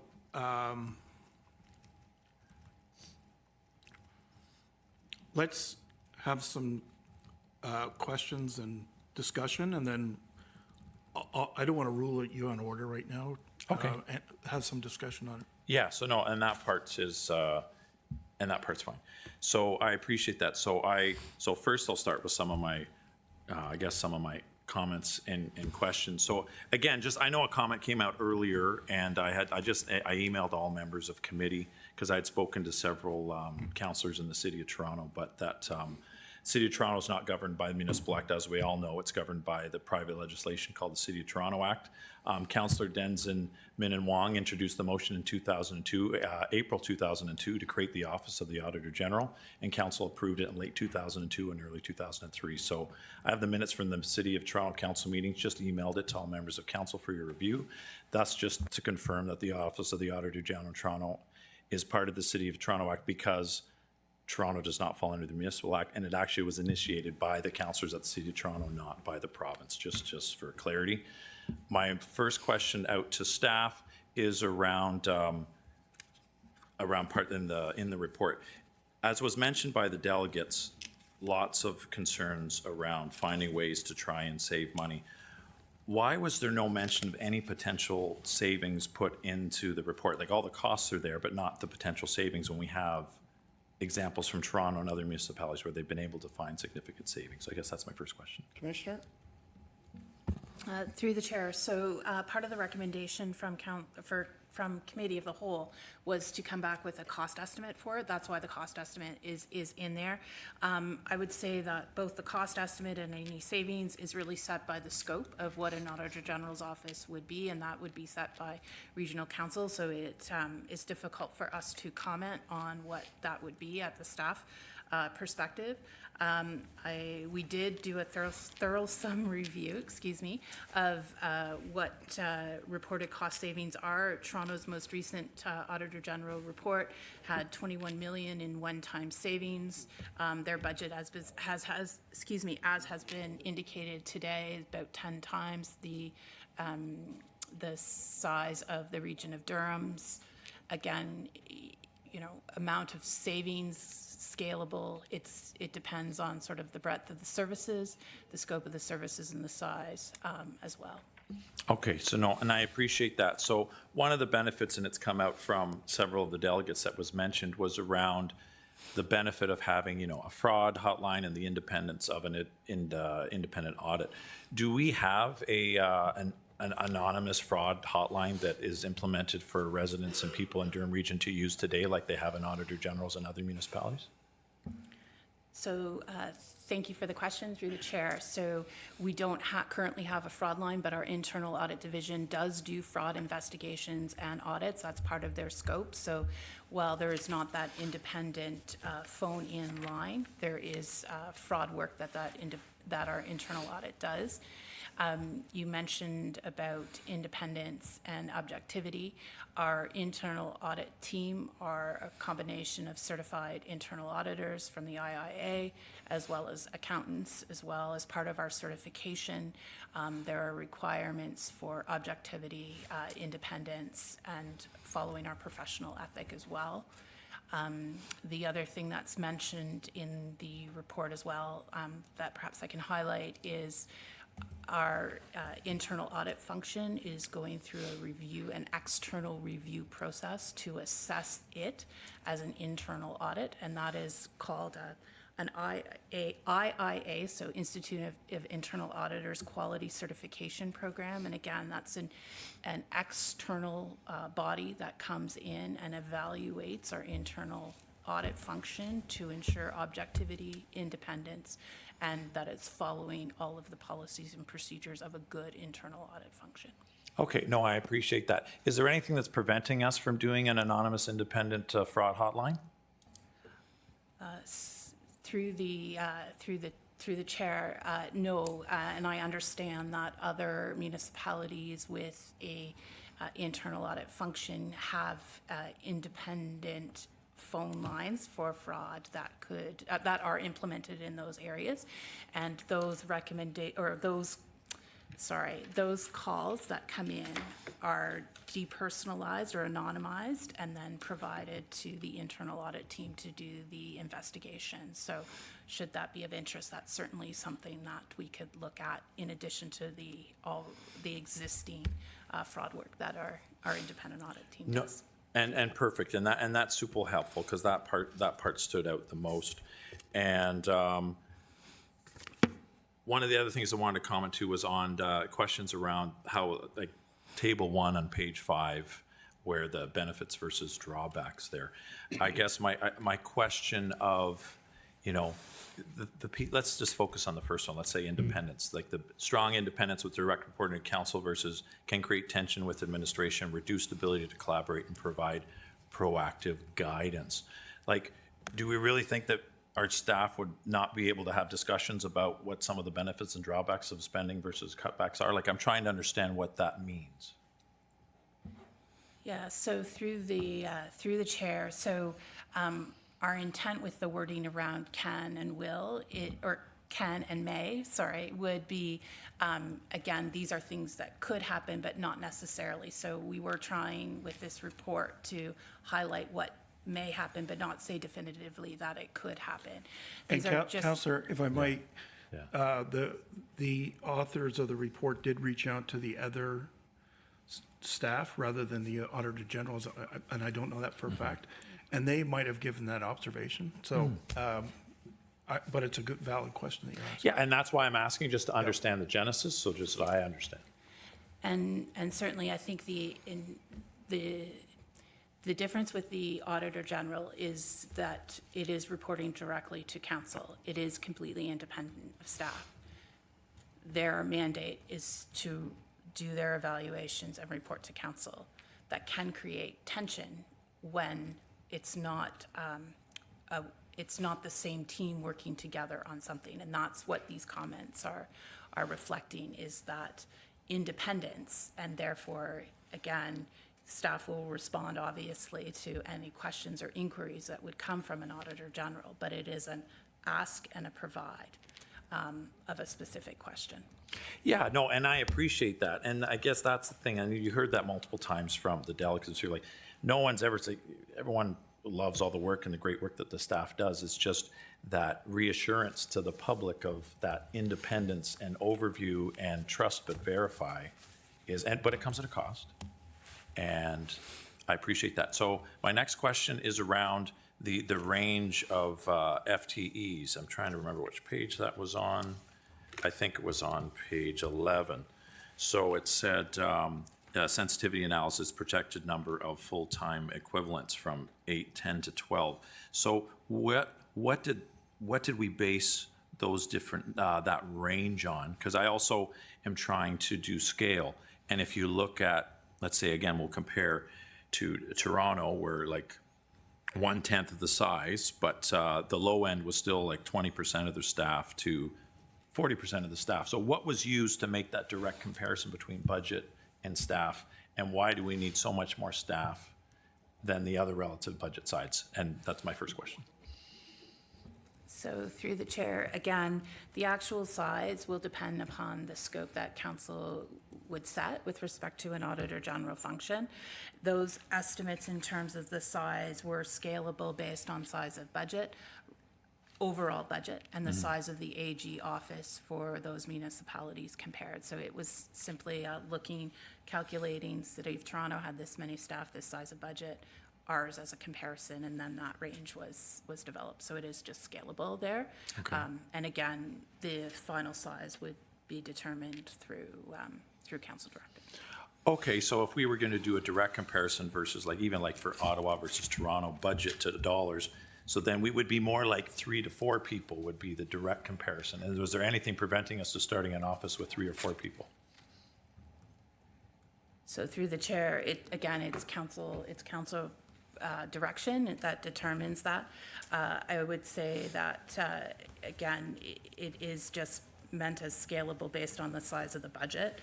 So City of Hamilton's budget, roughly the same size as the Region of Durham's. Their team is about 8, so that's the low end. Toronto, when you scale it out, it gets you higher, so that's why we did the range of 8 to 12. But again, council's direction, certainly. No, and I just appreciate that. And if we work to implement an Office of the Auditor General, like what would be a reasonable time frame? I would probably get it start for like next year for January. Is that a reasonable time frame?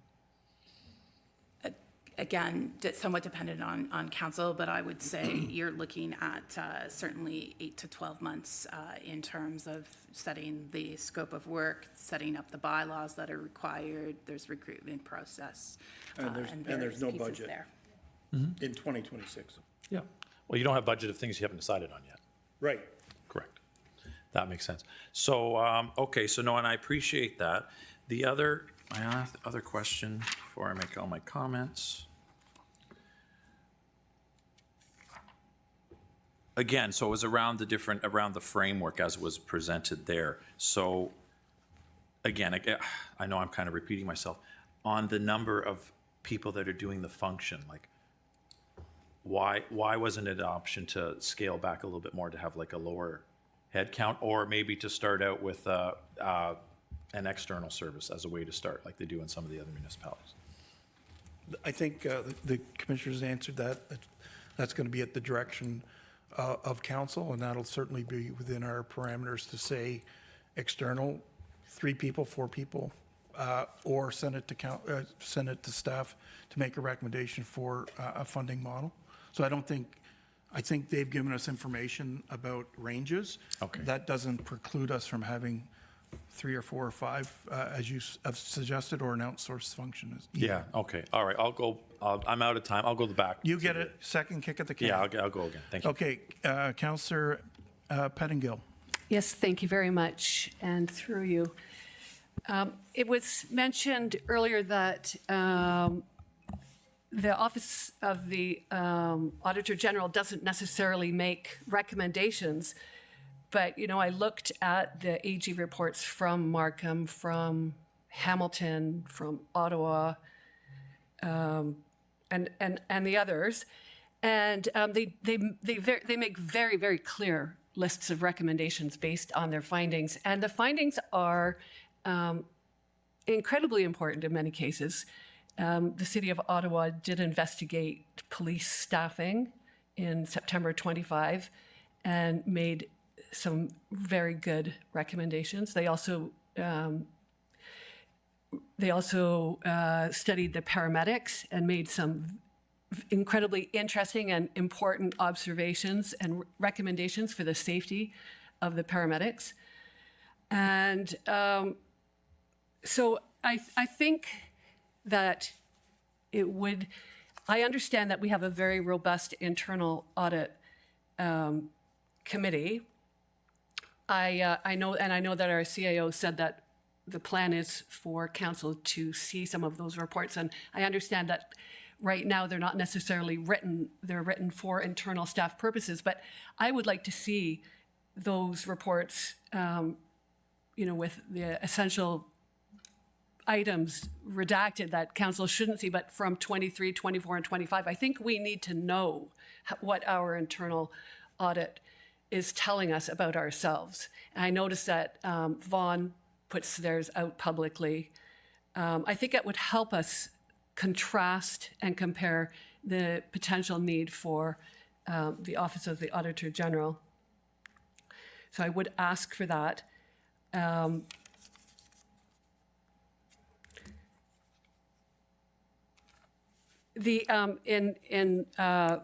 Hamilton, the Auditor General looked at accounts payable within city housing and found fraud and made direct recommendations for the city to avoid having this happen again. It was significant. At the city of Vaughan, they looked at purchasing and risks around purchasing card audits.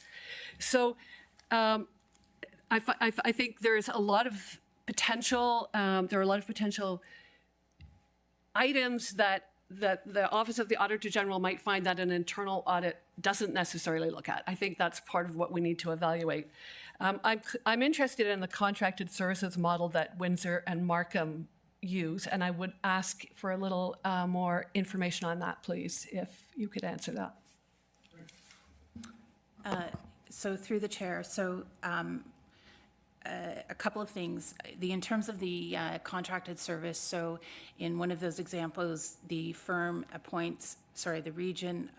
municipality appoints at the firm someone to act as their auditor general. Again, the council creates the scope of work for that external auditor to do as part of that Auditor General model. It's another service delivery option. It's very specific to whatever assignments that council would give to that Auditor General to look at. What I would indicate as well, if I could, is that with the exception of the City of Toronto, which has both an Auditor General and an internal audit team as well. The other municipalities in the province of Ontario that have Auditor General functions do not have internal audit functions within them. So for the region where we have an internal audit function, some of those audits that the Auditor Generals are performing are audits that our internal audit team are doing. So they're doing both forward-looking audits, value for money audits. They're also doing backwards-looking audits as well around procurement, accounts payable, inventory management, cash handling, all of those types of things that are in other municipalities without an internal audit function are being done by the Auditor General. Thank you very much. Yes, again, I think it would be really valuable and helpful for us to make a long-term decision to be able to see the internal audit reports. And then just my last point with regards to a recommendation going to the Committee of the Whole. One is to receive for information, and we may see another recommendation come up, but to receive for a recommendation, I mean, I would think that I would prefer to see further discussion with the larger group. I think this needs to go to the committee of the whole with more information added to this report, i.e. the internal audits, and for discussion. Thank you, Councillor. The issue of the internal audit, maybe the clerk can help me, or the CEO. How do we get them? Is it confidential? Can it be done in camera? Can it be done redacted? What's the process? So to date, when the former treasurer and myself created the internal audit function, it was intended to really assist commissioners to get at those kind of issues that were keeping them up at night, for lack of a better word. And we wanted to ensure that commissioners were comfortable going to internal audit, getting them to look at areas where they thought there were potential problems, and as a result, implement the recommendations coming from the internal auditor. It is not our intention to bring the full reports to council, but I did commit, I believe in December, that internal audit will report twice a year on the work it's done, and the first of those reports would come before the summer recess. And would come here or directly to? I think we could come through finance and administration to council if that's the preference of the committee. I think it might be because discussions at committee is a little meatier. Yeah. And time is less important. How's that? Thank you. I think that because we have this large potential decision in front of us this year or next year and 2 or 3 years, we need to have more background information on our internal audits. And I would like to see redacted versions of audits from 22, 23, 24, et cetera, so that we have more of a picture to look at. Let's take that discussion offline to see how we could achieve that. But in the interim, we do have a commitment from the CAO to get a summary twice a year of current action. So we can do that. And then we can perhaps at our meeting before our summer speak to what the shortcomings in that report might be, and if we require it more wholesomely, and deal with it at that point if that's helpful. Yeah, that's helpful, thank you, because it reminds me that any decision around in the office of the AG isn't necessarily, going to happen right now or in 6 months or 12 months. It could be at any time. Thank you. Great, thank you. Chair Henry. Thank you, Chair. Just to follow up on Councillor Pengale's comments, that is a substantive amount of work for staff. I believe that the rules would say that it would take a motion to direct staff to do that because of the time it would take. So I'll just leave that with you. Yeah, well, that's why I said let's take it offline and deal with it in conjunction with the reporting to see if that's fulsome enough, or if we have to go through a council resolution to get more information. Yeah, and just to follow up on Councillor Leahy made a comment. The City of Toronto Act in 2006 specifically required the City of Toronto to appoint an independent auditor general under section 177 and 178. So that was the province stating that they had to do it. So for clarification, doesn't matter. I was referring to, and I'm not going to cross debate. I was referring to the decision of the province. Chair, just a couple things. When you talk about how auditing works here, every substantial project in the region has a project manager. And I apologize, I still struggle with some memory issues. So I'm going to ask the treasurer. On council, I believe this council, the last council, unanimously supported the creation of one more long-term care home in Pickering. I believe that was unanimous at the time. Now on that project of that magnitude, because we're involved with the province, so most of our major projects have some kind of provincial relationship. We have a dedicated project manager, and we have a number of dedicated financial people looking at every invoice that comes in to make sure that it goes towards the amount of money that was given to us by the province and what the people of Durham are paying. If you could comment, please.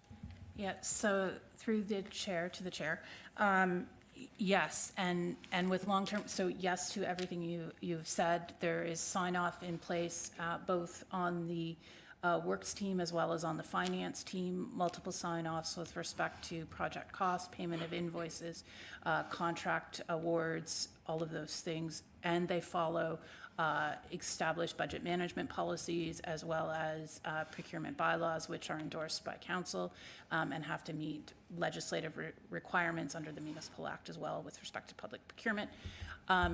In addition, because it's a long-term care home and receives provincial funding, there are also additional reviews done by the province with respect to long-term care. We have independent assessments of all of the financial statements with respect to our long-term care homes and all of the expenditures that are associated with them, and those have to be signed off and reviewed on as well.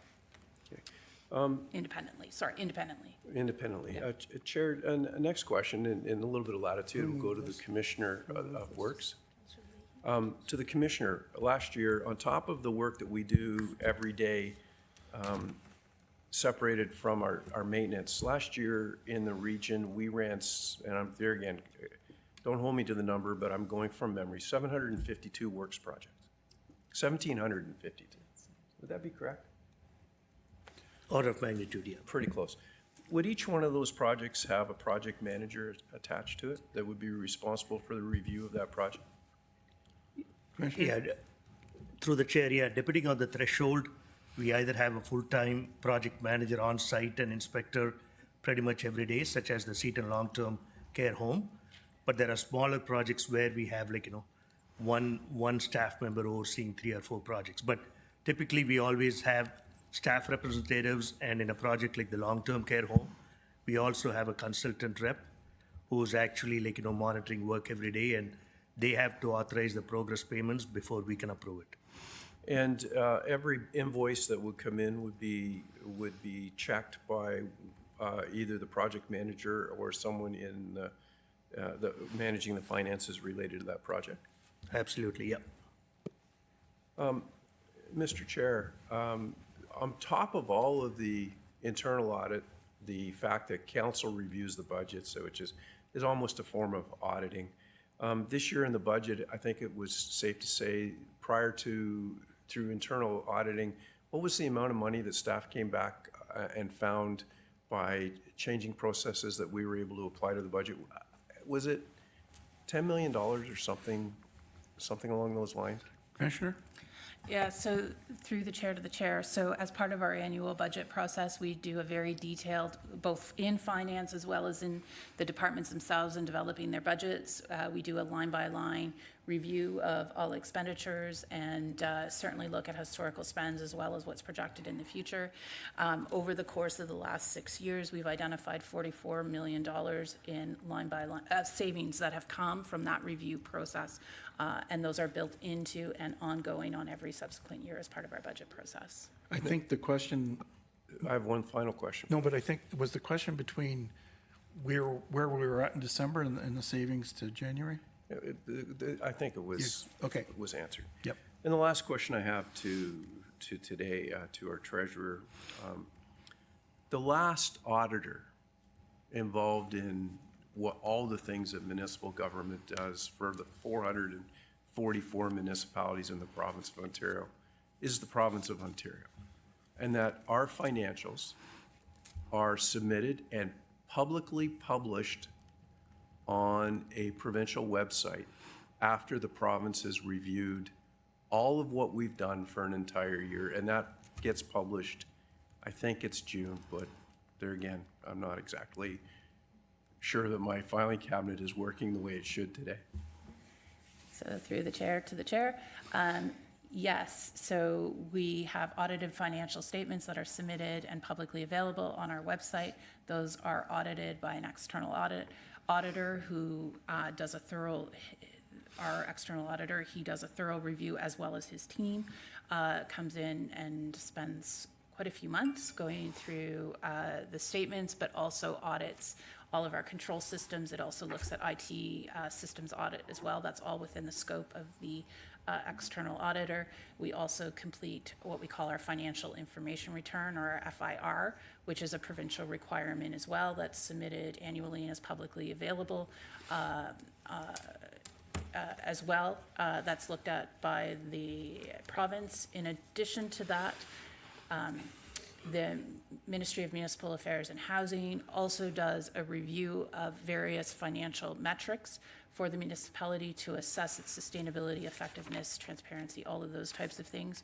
The region gets an annual report from the ministry as well that highlights any of the metrics or benchmarks that are out of the norm, and we have to respond if there are any that are out of the norm on a remediation plan to address those. I'm proud to say that in my time here at the region, we have not received any, and there has not been any of those benchmarks that have been outside of the acceptable range for the region of Durham. Sorry, Chair, one follow-up question.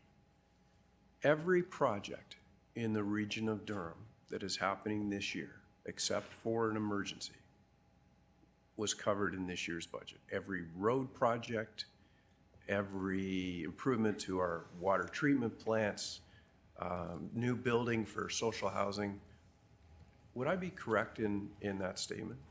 Yes, so through the chair, we are not as staff able to undertake any capital projects that aren't approved by council through the budget process.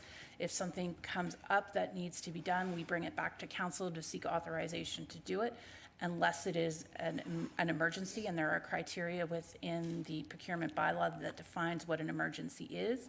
And in those circumstances, we report to council at the nearest opportunity after with respect to what that emergency was.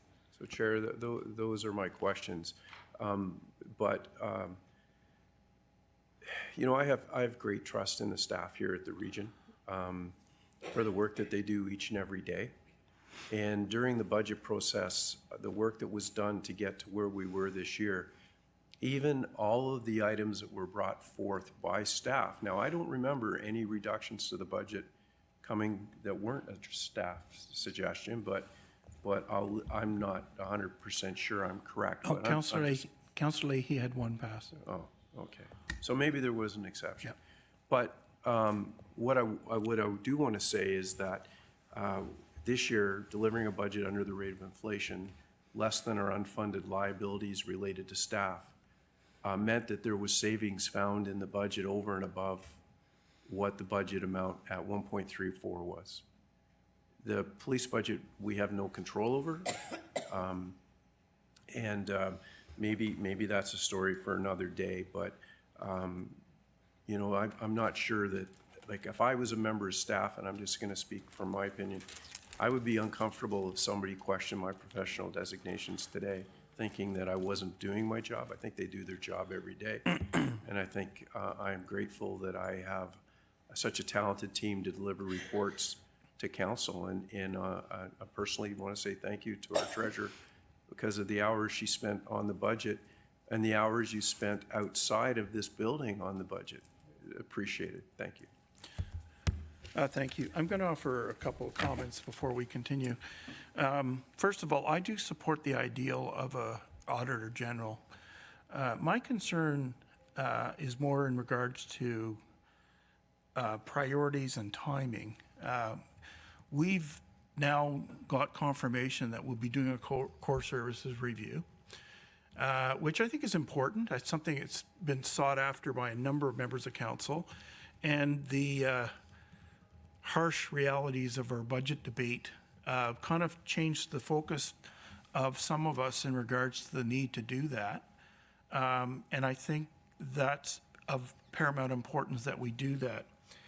I'm concerned that if we put on top of that an auditor general process or recruitment or conflict of those two priorities, that it may not be an ultimate outcome.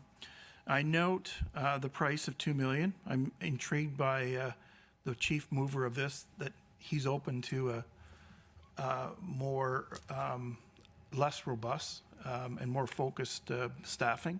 So I think that's important. I think if we delay this until sometime later in the year or to next term of office, we'll, because we heard often today about proof of concept. Well, we're going to, Peel's will be the only regional government with Auditor General. The greater city of Sudbury, which used to be the regional government of Sudbury before it went to single tier, just ended their Auditor General. I had an opportunity to speak to Mayor on Friday about this. So his observations were that it became more of a phone number for people to complain, which I don't think what an Auditor General should be necessarily their chief goal. I think it should be about institutional savings, transactional savings, and oversight. So I know we're going to get at this again at council, so I really think we should be looking for a consensus. Even the ones like me who think it's not the best time doesn't mean it's not a good idea. We've heard from our community, well, for some from our community, but I do want to reference from our community today what I heard, because I heard over and over and over about this $1 million door. And I think that $1 million door might have got a lot of Facebook clicks and some posts, but the reality about this $1 million door, it wasn't a $1 million door. It was about accessibility. We just approved our accessibility plan. It was about energy efficiency, where sliding doors versus the revolving doors are 8 times more energy efficient. It's about enhanced customer care in our lobby, as well as increased security. And the $1 million, although they're all taxpayers' money, I always pointed that out, $450,000 of it came from the federal government, which again, I acknowledge is taxpayers' money, but it wasn't Region of Durham taxpayers' money. Well, maybe it is, but the different pocket.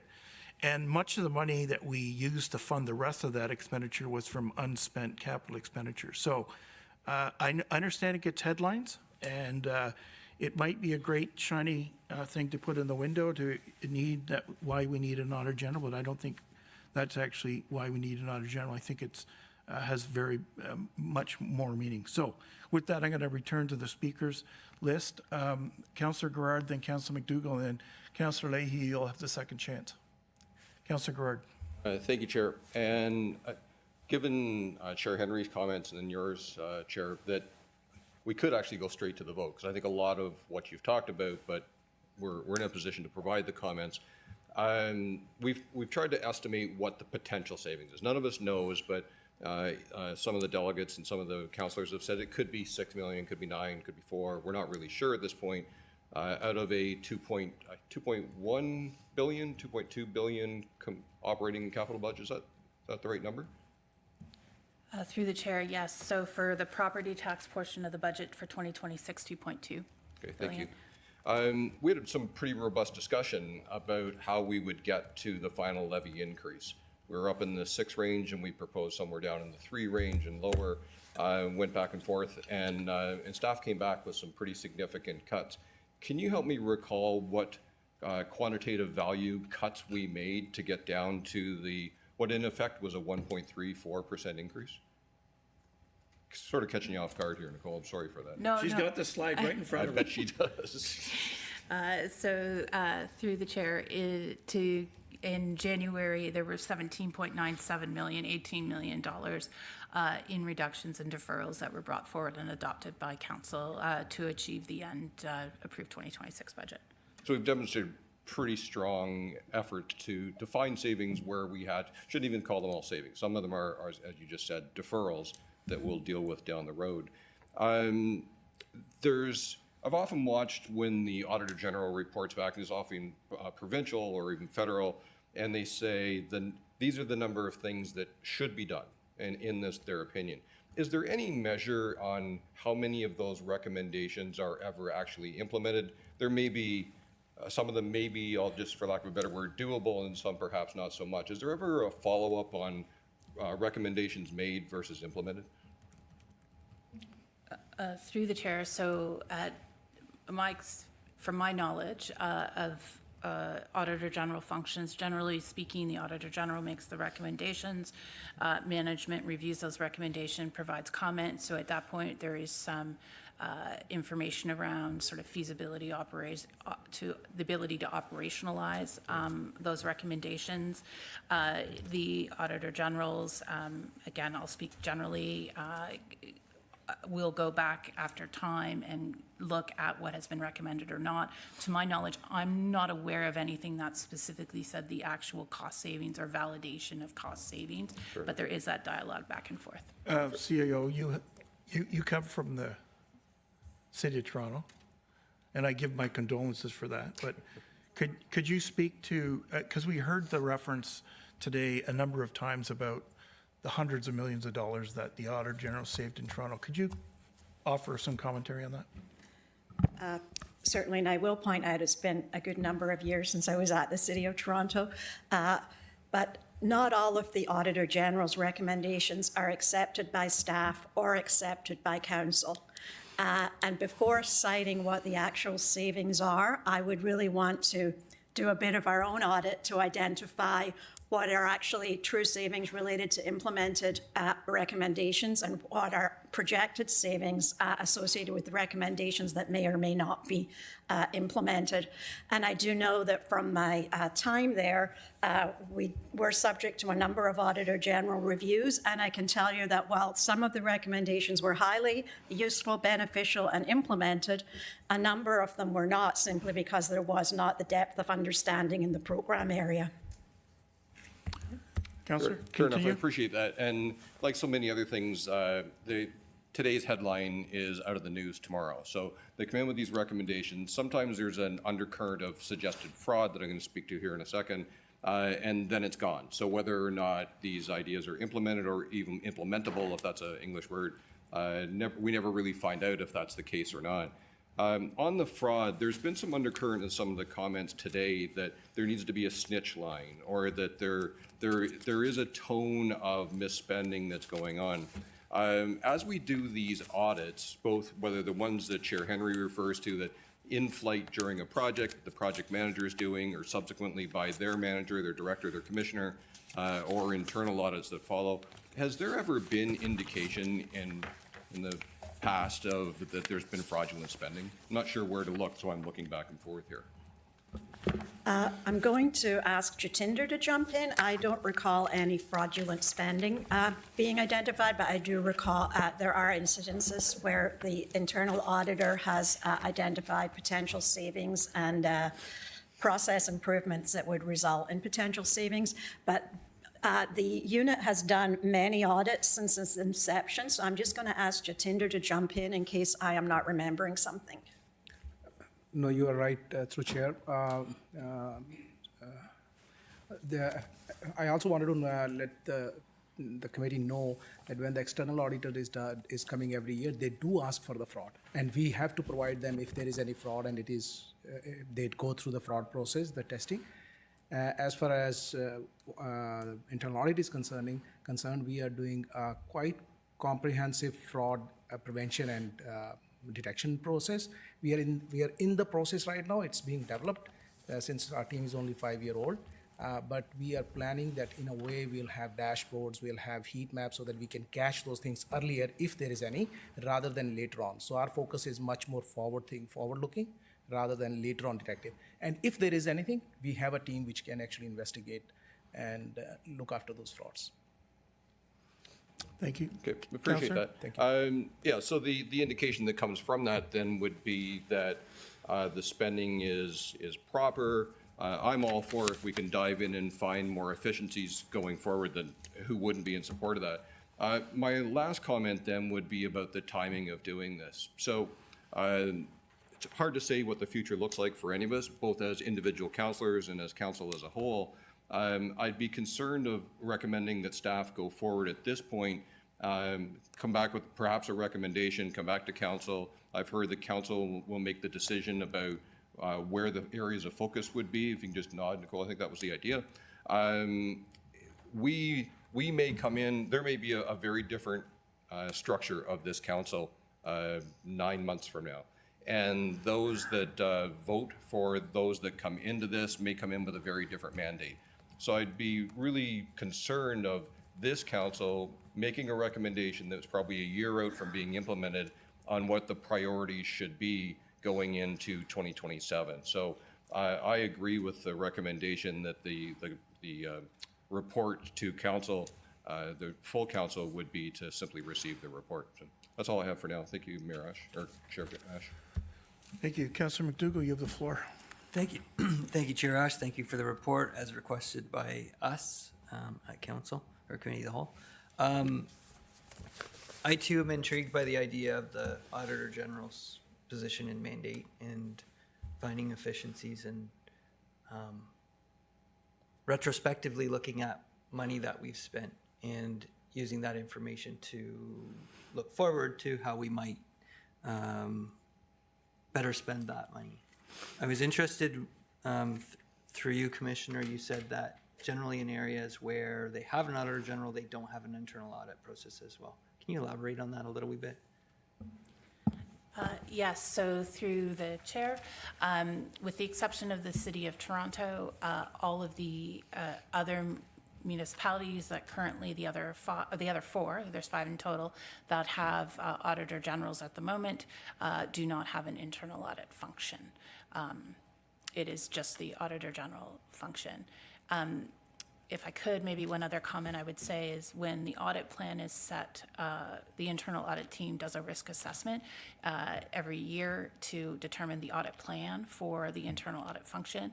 And as part of that process, they also look at what other jurisdictions have found with respect to their Auditor General or their internal audit functions. And they're part of a network, so the internal audit groups from the municipalities of similar size meet on a regular basis and discuss and share information across municipalities in order to help inform each of their audit plans on an annual basis as well. So it's a risk-informed audit plan that's done every year. Sorry, I think that may have been in response to a question earlier from someone else. Hope Thank that was you. okay. And then, so just to follow up on what Councillor Pettengrill had asked, in terms of, there's a possibility for us to, I don't want to say make the internal audit process more robust, but more informative to council and possibly as well incorporate the fraud hotline that somebody was discussing. Is that a possibility? Yes, so through the chair, certainly we can take direction with respect to an independent fraud line where, again, people can call in and that can be depersonalized or anonymized and provided then to the internal audit team to do an investigation on.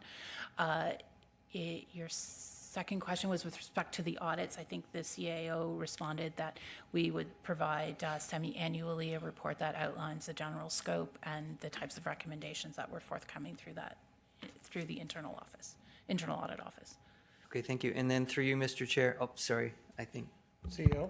I was just going to add, if we were to do a fraud and waste hotline, it would likely be in 2027 because we do not have room in the budget for it this year, but it's certainly something that could be, if at council's direction, included in the 2027 budget. Okay, and then further through you, Mr. Chair, thank you. To follow up, Commissioner, so is there a possibility, probably, I'm going to say probably, but should we move to an Auditor General type function, we would probably no longer continue the internal audit function? Would that possibly be the expectation? Good question. So that's a very difficult question to answer. You want me to go? Go ahead. That is, again, I would say that's up to council. I think as the CAO, and speaking on my behalf as well as on behalf of the senior leadership team, we find tremendous value in our internal audit function. I get reports annually on where we are in implementing the recommendations. And I think what is different is an internal auditor can give us advice in terms of how we structure things, how we restructure them, how we manage our programs. An Auditor General does not give staff advice, and I think the leadership team would really miss that support. Okay, thank you. And then further through, Mr. Chair, just in terms of things the Auditor General will and will not do, is the water and sewer budget part of the process that the Auditor Generals look at in, say, the other regions? I mean, I know PL is just getting started. Yeah, through that's part of the regional operation, so that would be certainly within the legislative scope for an Auditor General. Yep. And then the police services, I think we already covered, is not through the Auditor General. Legislatively, yep. Okay, and then, Just to be clear, thank you. Hamilton, Windsor, Ottawa are all single-tier municipalities. So they would have water and sewer in the city Auditor General, where Markham, who's the other one? Windsor. Who? Windsor. Oh, Windsor's single-tier as well. So they would have water and sewer as well. They're a separated city in the county of Essex, so they're a separated city. So my point is, Markham's the only one that's a lower tier municipality. All the other ones are single tier. Peel being a regional government. Okay, thank you. And then there were some good questions in terms of like process audit. And is that something that the Auditor General would look at, is in terms of like auditing the process that and possible savings in that? Or is there, I'm going to open the door to the core services review, because I would think that that would be some kind of process audit as well. Through you, Mr. Chair.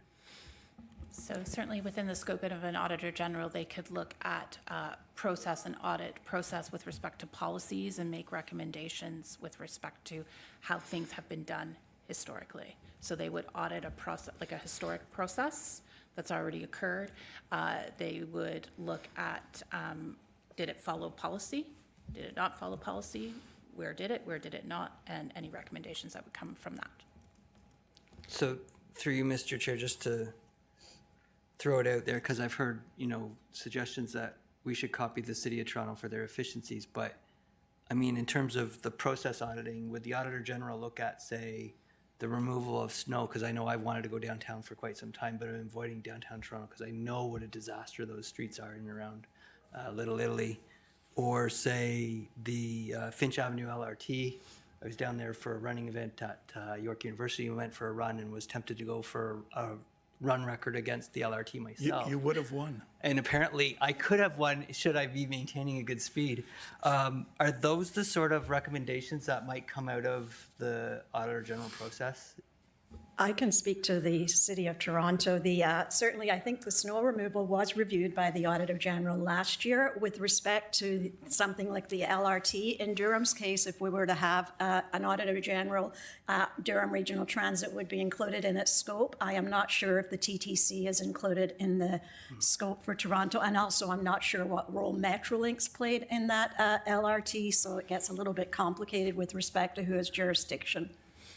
Okay, very good. And just to follow up in terms of the staffing, the 3 to 4 people that Councillor Lay suggests, when I look at the numbers in the table down below, it looks more like the 8 staff, 5.5 billion in Ottawa, the 14 million, I think it was Hamilton. I don't have the chart open in front of me, or 14 staff in Hamilton. I have concern that should we understaff or underhorse the Auditor General's office, that it might not provide the function that we're looking for, and we won't get value out of that as well. Through you, Madam, or through you, Mr. Chair. Yeah, so certainly the number of staff has implications in terms of the amount of work that they would be able to take on. I know historically there's also been cases where there's been Auditor General's offices that have also had, it's been a bit of a blended model. So the Auditor General and maybe 1 or 2 staff are, staff of the organization and part of the Auditor General's office, but they also engage external contracted services as well, sort of similar to what our internal audit team does as well with respect to if there's specialized knowledge or some sort of, it's a very specialized field that they're looking into, that they may bring in external resources and able to do that as well. So that, again, would be an additional cost in addition to the staffing cost, but that is another option there as well. Okay, and then just to follow up, so in terms of the contracted services that we are contrasting, City of Markham, and I can't remember the other one, if we were to scale those numbers would be, I think, around $400,000-$800,000. Would that sort of an audit process do us justification in terms of finding those savings? Or I'm concerned, like, if we don't have a robust enough audit process, then really we didn't get value out of that either. Yeah, and apologies, I don't have specific information with respect to the savings that they've been able to achieve through those completely outsourced models. Maybe if I could, I'll just defer to Jatinder, who may have some additional details to provide. Thanks. Director? Through the chair. So other than Toronto, no other Auditor General actually reports the savings. Even the Auditor General of Ontario does not report any savings in their reports. And with respect to just the question on the staffing you just asked, just wanted to clarify, because Auditor General is typically independent, so they don't use our internal legal, our communication, so that's why typically the staffing model is higher than internal audit. So just to keep in mind that as well when you're considering that model. That's why the minimum we kept 8 to 10 for that reason. Okay. Very good. No, and I thank you very much. And I thank Mr. Chair for bringing up the example of the long-term care home, because that could be an example where I could see, you know, specific use in terms of an Auditor General process to say, you know, should we ever do this again? How could we possibly do it more efficiently, or something along those lines? Not to say that there's anything inefficient, but we all know that we started out at X and it cost Y, and it's expensive for all of us. And I do fully understand, you know, our plight as ratepayers and you know, trying to not minimize, but we're trying to maximize how much benefit we get for the tax dollars we spend. So, thank you. I'm going to go to Councillor Neal and then Councillor Leahy. Councillor Neal? Yeah, thanks very much, Mr. Chair. I guess my question is, Commissioner Jagannathan mentioned all our projects are managed by, we have a manager, but in my experience, some of these managers are under contract, are they not? They're not full-time regional staff looking over a lot of these projects. And what's the percentage, if I'm correct, and projects that are being managed under contract? I'm not sure, Commissioner, if you're listening to that. Councillor Neal talked about some consultants being in charge of the project. Do you wish to speak to project managers versus consultants and how they intertwine in terms of oversight? Yeah, typically, depending on the workload, we have our own staff inspectors, but we do go through vacancies, retirements, so we do depend on consultants as well, like especially on, like, you know, minor projects like road rehabilitation and so on. You know, we have used external contractors as well, and that's through an RFP process and, you know, through our purchasing bylaw and all the rules being complied with. Yeah, because I know there was one contract out in my area that was done by the outside source. Thank you, Councillor. And another question. No, go ahead, please. You have the floor. Polybutylene piping, we had to replace. What was the cost of that? I didn't, sorry, John, you broke up there. I heard something about pipe, but I didn't hear the rest. Polybutylene piping, what was the price of that we had to replace? Okay. Commissioner, did you hear that question? Not really, no, sorry. Polybutylene, is that what I heard? Yeah, it was piping. What that cost? Oh, this was like completed 7 or 8 years ago. Millions of dollars. I don't have the figure. Councillor, the answer was it was many years ago, and the number that comes to mind is 7 or 8 million, but it's not at hand. Yeah, I know. Well, I've been here long enough, many years too, to 26, remember I'm told. 26 years. Yeah, not for polybutylene piping. I think that was done, finally completed about 7, 8 years ago. But millions of dollars, like, you'd have to ask yourself, how would that even get put in the ground at the region of Durham to begin with? That was always my question. And the money spent to replace that, like, how did that even get into the system? And how was that even allowed? So I mean, these kind of things are what I've been looking at through the years.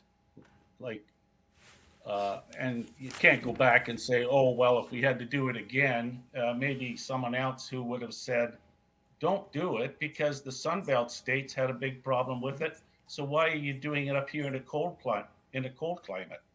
But I guess we learned the hard way. There could have been some more oversight on that, but whole streets in Oshawa were disrupted during the summer when residents wanted weddings and they had their streets torn up, plus it added to the cost. So, I mean, these are the things I've seen through the years. They're going to be lost in memory and time and everything like that. But I'll tell you right now, I don't forget it. And if there was an Auditor General in Oshawa, and I appreciated that service. Thank you, Mr. Chair. Thank you for your comments, Councillor. Councillor Leahy, before I go back to you, you have an amendment which it's not in order, but the motion before us is a receipt for information. It's a do nothing. It punts the discussion to council. I think there's some general consensus around the committee table about the need for an Auditor General. The question is about timing. So I'm wondering if there's the art of the possible here in regards to perhaps a motion that would recommend approval for or defer consideration to sometime in the future, something that would have general consent of this committee. I don't think your amendment will, only because it's immediate and a declaration, and the receipt for information is basically to table it, to do nothing, to be honest. So with that, I'll give you the floor back. Because if we need an alternate motion, we'll have to withdraw the first one, but I'd like to hear what other people say if we as a committee want to make a recommendation that we're all comfortable with. I don't think we're comfortable with your particular recommendation, but we may be comfortable in doing something else. Yeah, no, and I appreciate that. But like, I'd still like to do something immediately because it'll take a year to implement. So that's a top priority for me, and like to see what the steps we have to do that. I'll just read my comments first, and then I'll go to that. Thank you, Mr. Chair. I've read the report before us carefully, and I want to start by acknowledging the work staff have done. The report is thorough, balanced, and honest about both the strengths of our current internal audit framework and the trade-offs involved in establishing an Auditor General. I don't read this report as an argument against an Auditor General. I read it as a clear explanation of what the choice in front of us actually is. And after reviewing it, I support moving forward with the establishing of an Auditor General as soon as possible. The report confirms that Durham Region manages a complex, multi-billion-dollar operation. We deliver critical services across housing, policing, public health, infrastructure, transit, and social programs. With that scale comes risk. Not because anyone is acting in bad faith, but because complexity itself creates blind spots. The larger the organization, the greater the need for independent, specialized oversight that reports directly to council. The key distinction highlighted in the report is independence. Internal audit is valuable, and I want to be clear that nothing in this motion diminishes the work of our internal audit division. But an Auditor General has statutory independence and reports directly to council, not through the administrative structure. That structure separation matters. It strengthens public confidence that investigations into value for money are arm's length and free from internal pressure. The report also notes that the Auditor General model is detective in nature. It looks back and asks whether value was achieved. Some may view that as a limitation. I see it as a necessary complement to our existing system. Prevention and advice are important, but so is a formal mechanism that rigorously evaluates outcomes after the fact and reports those findings publicly. The public reporting function is a cornerstone of democratic accountability. We should also talk about cost, because the report does. The estimated budget of roughly $2 million annually is not insignificant, but we are managing a $2.2 billion operating enterprise. In any organization of that size, dedicating a fraction of 1% to independent oversight is not excessive, it is prudent risk management. When the report cannot fully quantify and openly acknowledge is the financial upside.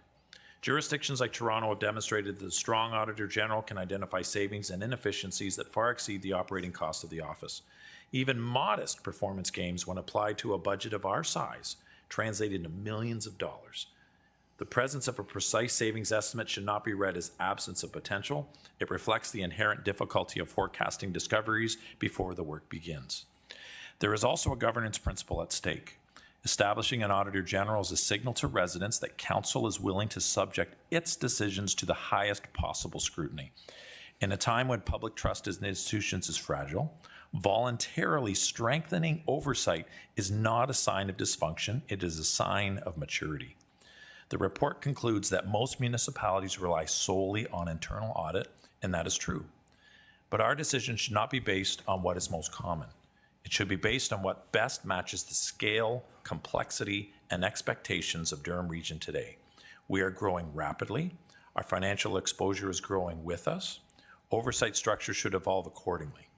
Supporting an Auditor General is not a criticism of staff. It is not an admission of failure. It is a recognition that strong institutions build checks and balances before they are forced to, not after. For those reasons, I believe establishing an Office of the Auditor General is a responsible next step in strengthening transparency, accountability, and long-term financial stewardship in this region. And I guess that highlights all my thoughts. Again, my question is trying to get to a point where we have a recommendation or vote to do it now versus later, or as soon as possible, which is still going to be 8 to 10 months away. And I recognize that fact. So, Councillor, Committee, we do have a recommendation that says receipt for information, which will go to Council for ratification. If there's some consensus that we want to do another motion, I'm open to getting the first one withdrawn. But if that's not the case, then we'll move forward as currently on the agenda and on the floor, and we'll deal with it at committee. Comments? Chair, any? For clarifications, it just, this would take a reconsideration motion at council. I don't think No? so. Because it's not part of the scope of the budget. No, this would, the recommendation that I think Councillor Leahy has would not have an impact on the 26 budget, with the exception of recruitment. So recruitment is, it's still a financial cost, but, Yeah. but going forward, it's Well, I'm millions of trying to dollars. deal with your problem right now, Thank because you're you. going to be dealing with it up there, so. I do have the ability still to call in sick. Well, I'm acting chair, so don't. So, I'm challenged with this. You know, when you look at, and I'm just gonna speak to the budget this year. You know, we didn't have consensus on our budget this year. We didn't have consensus on the police budget. If you look at the number of people that act in the city of Toronto, is it 44 people? In the Auditor General's report, and I don't have any information other than what I was able to Google while we talked. The 68 recommendations brought in the 2022 Auditor General's report by the City of Toronto staff doesn't have a financial value attached to it. The recommendations brought to us through our staff this year during the budget process had a financial dollar for it. Mr. Chair, one of the things in a little latitude, when we had to take things out of the budget, one of the things we removed from the budget was 24-hour, 7 days a week, 311 service. There'll be a report coming down the road, because I said in a 611 or a 911 meeting yesterday, that we'll talk about the implications related to not being able to have the staff recommendation active now for 365 day of the year, 24-hour service. There is a problem. So I struggle with this. And, you know, moving on to next year, to next year's budget is the only path you're going to have. But when you know, I don't know how you're going to get enough consensus to add more money into the budget when staff are already bringing the recommendations. And you can read the City of Toronto report. There was 68 recommendations. During my time as a councillor, In Oshawa, when there was an Auditor General, it was staff that brought the recommendations, for the most part, to the Auditor General, who then researched it to make the decision. Staff do that here now for us. So, I'm here today as a member of this committee, and at the next meeting, I will chair the meeting where this discussion will continue. Okay, I'm not getting any other motions or consensus building, so there is a motion that's duly moved and seconded. I've ruled the amendment out of order. So if there's, we've already had our debate. So the recommendation is receive information. It will go to council, and council will have the debate about if and why, how big, when, all that stuff. Although I think we did have a meaningful exchange of ideas today, as well as information sharing, which gives us some clarity on the options that might be before us in terms of a smaller mandate, a smaller staffing model, that kind of stuff. So, Councillor, you've spoken once, but you get a second go at it. Thank you. Just a question of clarification. You said just a few minutes ago that recommending this to the whole council does allow for a full conversation at that level and not just to receive it for information. But let's be clear, if the recommendation at council is to receive it for information, that basically ends the discussion for this term of office. So any recommendation that comes at council, setting it up or putting a time frame will be the discussion. Receive from information is basically, we've got the data, we've made a decision, and there'll be no further decisions during this term of council. Okay. Okay, thank you. Councillor Gerard has asked for a recorded vote. The recorded vote is that the Finance Committee recommends to Regional Council that this report be received for information. Recorded vote is open.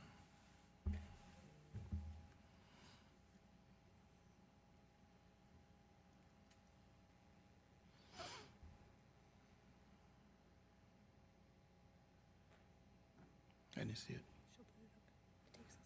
Oh. Okay, the vote is 6-2. So it is carried, so it will go to council the last Wednesday in February for further discussion. And if members have requests for information or options for alternative motions, I suggest you work with the clerk. So we are not doing it on the fly at our meeting. So with that, I'm going to continue with the agenda. The next item is the Industrial Development Charge Deferral Program Extension. This is a recommendation to extend for an additional year the deferral of DCs for industrial development charges. Moved by Councillor McDougall. Seconded by Councillor Gerard. Debate.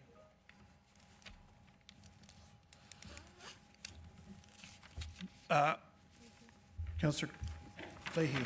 No worries, thank you. So it's, so if I, just clarify around the report. So are we, the money that's put there on the table in executed agreements, is that what we've foregoed, is what we're going to forego, or is that just an estimate? I was trying to understand. So through the chair, so in 3.1, those tables there, yes, okay. So what those represent executed agreements or pending agreements where that amount of development charge has been deferred. That also includes the interest that will be payable by those. So it is really a timing, it's a timing question. So instead of it being paid at building permit, it's now it's paid at occupancy and then a deferred payment schedule that's set up with interest as well. So it's, the money will still all come to the region, including interest. It's just a timing of when it will come. And then just so for clarity, so this is just everything that we know about at this time? Like it could be more later, there could be more throughout the year, this could grow, they could not implement it? Like I'm just trying to understand the scale. Apologies. Oh, no So worries. through the chair, these represent, so the program has been in place for approaching a year now. And these were the amounts that were realized through that initial pilot program. That's the first part of the table, and then the pending agreement as well, assuming it comes through for finalization. So that's under the initial 1-year time period. Through this report, because of the current economic climates, because of the favorable response that we're hearing with the help of our economic development team, they've indicated that the community has indicated a support of this program. We're recommending extension for 1 more year. So we would anticipate that there would be further deferrals that would come over that year period. It really depends on the timing of the development, what those amounts will be. But this was for 1 year, basically. This is what we saw, so. Counselor, just for your information, I asked this commissioner, the town of Whitby has a deferral until April 27. The city of Pickering has a deferral until November 30th of this year, which is the term of office. Oshawa doesn't have DCs for industrial. And Clarington does it on a request basis to council for decision, and all the others don't have a policy. Yeah, no, and just trying to understand the scale, because this is still all voluntary, like we're not being legislated to do this. We can continue to voluntarily do this if we see value, correct? Correct, and through the review that the staff did with economic development, this was seen as an incentive to help with that development. So again, it's very hard to know whether this development would have occurred at this time or not had it not been for this incentive. It's, again, very difficult to be able to assess. And I get that. I guess part of it is there, and I'm fully supportive of deferring even further, is there ways to better advertise that to potential investors that are looking in the industrial side that we're willing to defer? Like, because right now it's just that we're deferring another year, but can we not look at creating a policy saying we'll defer till occupancy permanently? Or give that reassurance that any applications we receive in the next 2 years or 5 years, we will defer until occupancy. So there's that reassurance, because there's so much lead time to development. So can we create an environment where we are the more favorable place to invest because we have this policy in place? So certainly that's up to committee. Happy to take direction through the chair for that. At this point, we're seeing unique financial circumstances with respect to tariffs, geopolitical type of economic pressures that our communities are facing. So certainly that's the recommendation to extend. We would come back certainly and review and again put forward a recommendation for committee's consideration at that point, whether we'd look at the last couple of years, look at the success, pros and cons of the program, and make a recommendation on where we would go further. So at this point, staff's recommendation is just a 1 year, but certainly we would take a report. We would bring a report back at the end of that 1 year and make a recommendation around the future then. And again, I appreciate that, and it's super helpful. I'm just, how do we create a bit more of a certainty? If we're not out any money because they're paying us interest, we literally aren't losing a dime. No, clarity. Okay, so through the chair. So yes, we'll be made whole, but there's still, especially on the water and sewer side, where there's a requirement to pre-service with water and sewer infrastructure in advance of the houses being built, or in this case, the industries taking into building.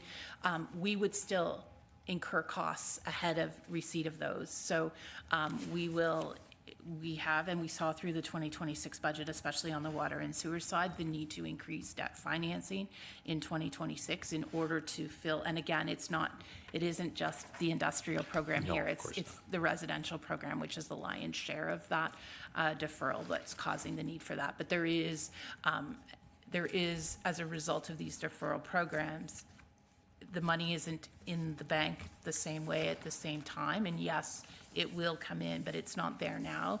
And if those projects need to proceed because the money isn't there, we're incurring debt in order to do it. No question, there's a cash flow timing issue, and I understand that. It's around creating that environment and creating more certainty. Is there any harm in doing it for more than a year, like going for 2 years and then reporting back at the 1 year so that we can try and create some type of investment environment to try and encourage more people to invest? So through the chair, again, at this point, staff's recommendation was for a year, but again, if the direction of council is for 2 years, that's certainly something we would do and report back at the end of 2 years. Yeah, so that would be, and that's why I asked that, because I recognize there's a cash flow timing in for investments versus returns, but industrial is such an important thing with the spin-off jobs. So I would like to make an amendment to put that to 2 years.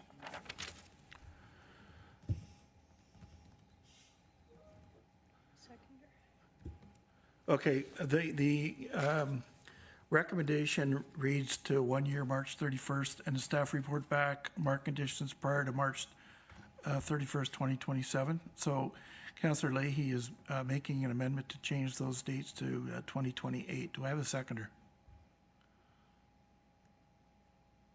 Councillor McDougall. Can I speak to this? Sorry? Can I speak to this? Well, if you're seconding it, you can. Sure.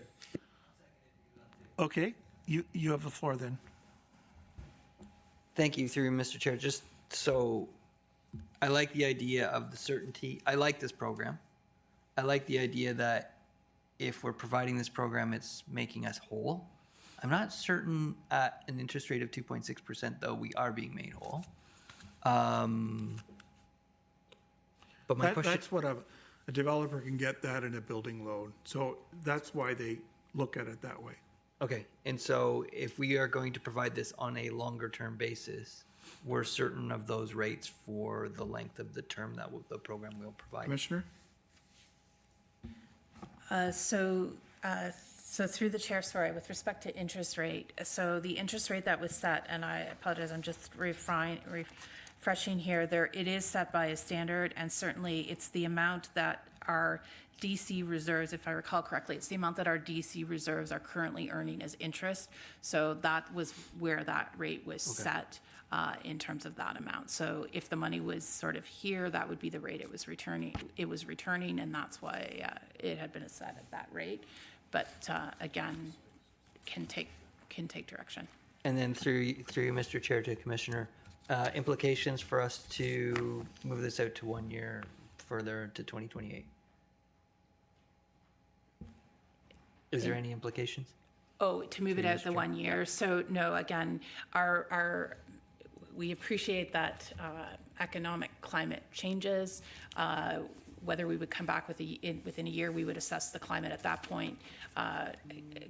It would be the council of the day would decide what would prevail for the following year. But again, certainly open to council's direction here. So we, through you, Mr. Chair, to, I'm not sure whom, but we have the ability to move this to 2028, even though council did, okay. So I'm happy to second that. I'm happy to see this program. It's a good program. Thank you. Thank you. Councillor Neal? Yeah, I just wanted to know, what's the dollar amount that we're gonna be losing in, like, the region? Commissioner? Through the chair, sorry, through the chair. The exact amount, and again, it's just a timing difference. So it's just a matter of, instead of getting the money at building permit issuance, it's being deferred. We will still collect the money. It's just being spread over multiple years. In terms of the actual amount of that deferral, it's difficult to be able to identify because it is very much dependent upon the level of industrial development within the region. And industrial development does tend to, it isn't a sort of consistent level from year to year to year. It can vary quite significantly from 1 year to the next. But over the course of the past, since this program has been implemented again roughly a year ago, we've seen roughly $4 million in DC amounts that have been deferred. Yeah, well, I don't know how it helps. The 700 jobs lost at General Motors and the 1,200 with spin-offs. So is there any help for that? I mean, that's my question, I guess. Well, Councillor, the absence of DCs in Oshawa and the deferral of DCs in at the regional levels will no doubt help business leaders in our region make decisions to invest in a more timely basis. I know I have one business in Pickering who will be breaking ground because of this deferral. Because when you're building something and you have to take a building loan and you're able to defer millions of dollars of DCs for industrial, this can be the difference between asking for a building permit or not. So I think the city of Oshawa has seen the benefit of having no DCs. So I think you're kind of a leader there. Councillor Neal, do you have any further questions? Yep. No, I just wanted to know what the dollar value was so that the region was going to be not getting in real time, but since you have to do an estimate or whatever, then I'll just leave it at that. Thank you. Thank you. Chair Henry. Thank you, Chair. It's more than just a cash flow problem. It's actual debt on the budget that appears, and it is a long-term recovery based until you can get that money. So right now it's only $4 million, but if you could imagine what it'd be like if it got to $100 million, and that all had to be front-ended by the region, and that those costs would appear in the budget of the year that work was done. So, I'm happy with the staff recommendation, and I think if staff believes it's appropriate, they would bring it back again for another extension, and then another extension as needed. So I will not support the motion, but I do support the staff report. Okay, just to be clear, the recommendation is the staff recommendation with the amendment to do it for a 2-year period to March 31st, 2028. I'm going to call the vote on the amendment. All those in favor of the amendment? Opposed? That's defeated. The main motion is still in order, which is to defer until 2027. That was a close vote with people not online. I got to call a recorded vote on the last vote because there's 2 members who I can't see, which may have changed that vote. So I'm going to do a recorded vote on the amendment to change that to March 31st, 2027. The recorded vote is open.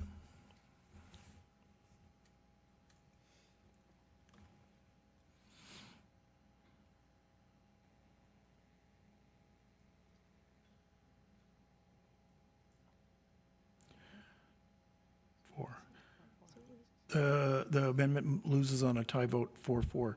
So the main motion is still in order, and that's the deferral to March 31st, 2027. If there's no further debate, I'm going to call the question. All those in favor? Opposed? That item is carried.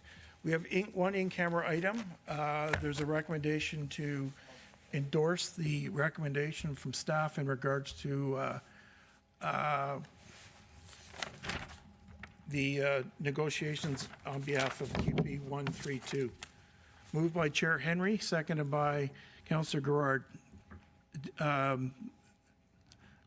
We can't really have debate, so I'm going to call the question. All those in favor? Opposed? That item is carried. Other business? Being none, our next meeting is Tuesday, March the 10th, and an adjournment motion would be in order. Moved by Councillor Leahy, seconded by Councillor McDougall. All in favor? Opposed? Carried. We are adjourned. Thank you. Drive safe.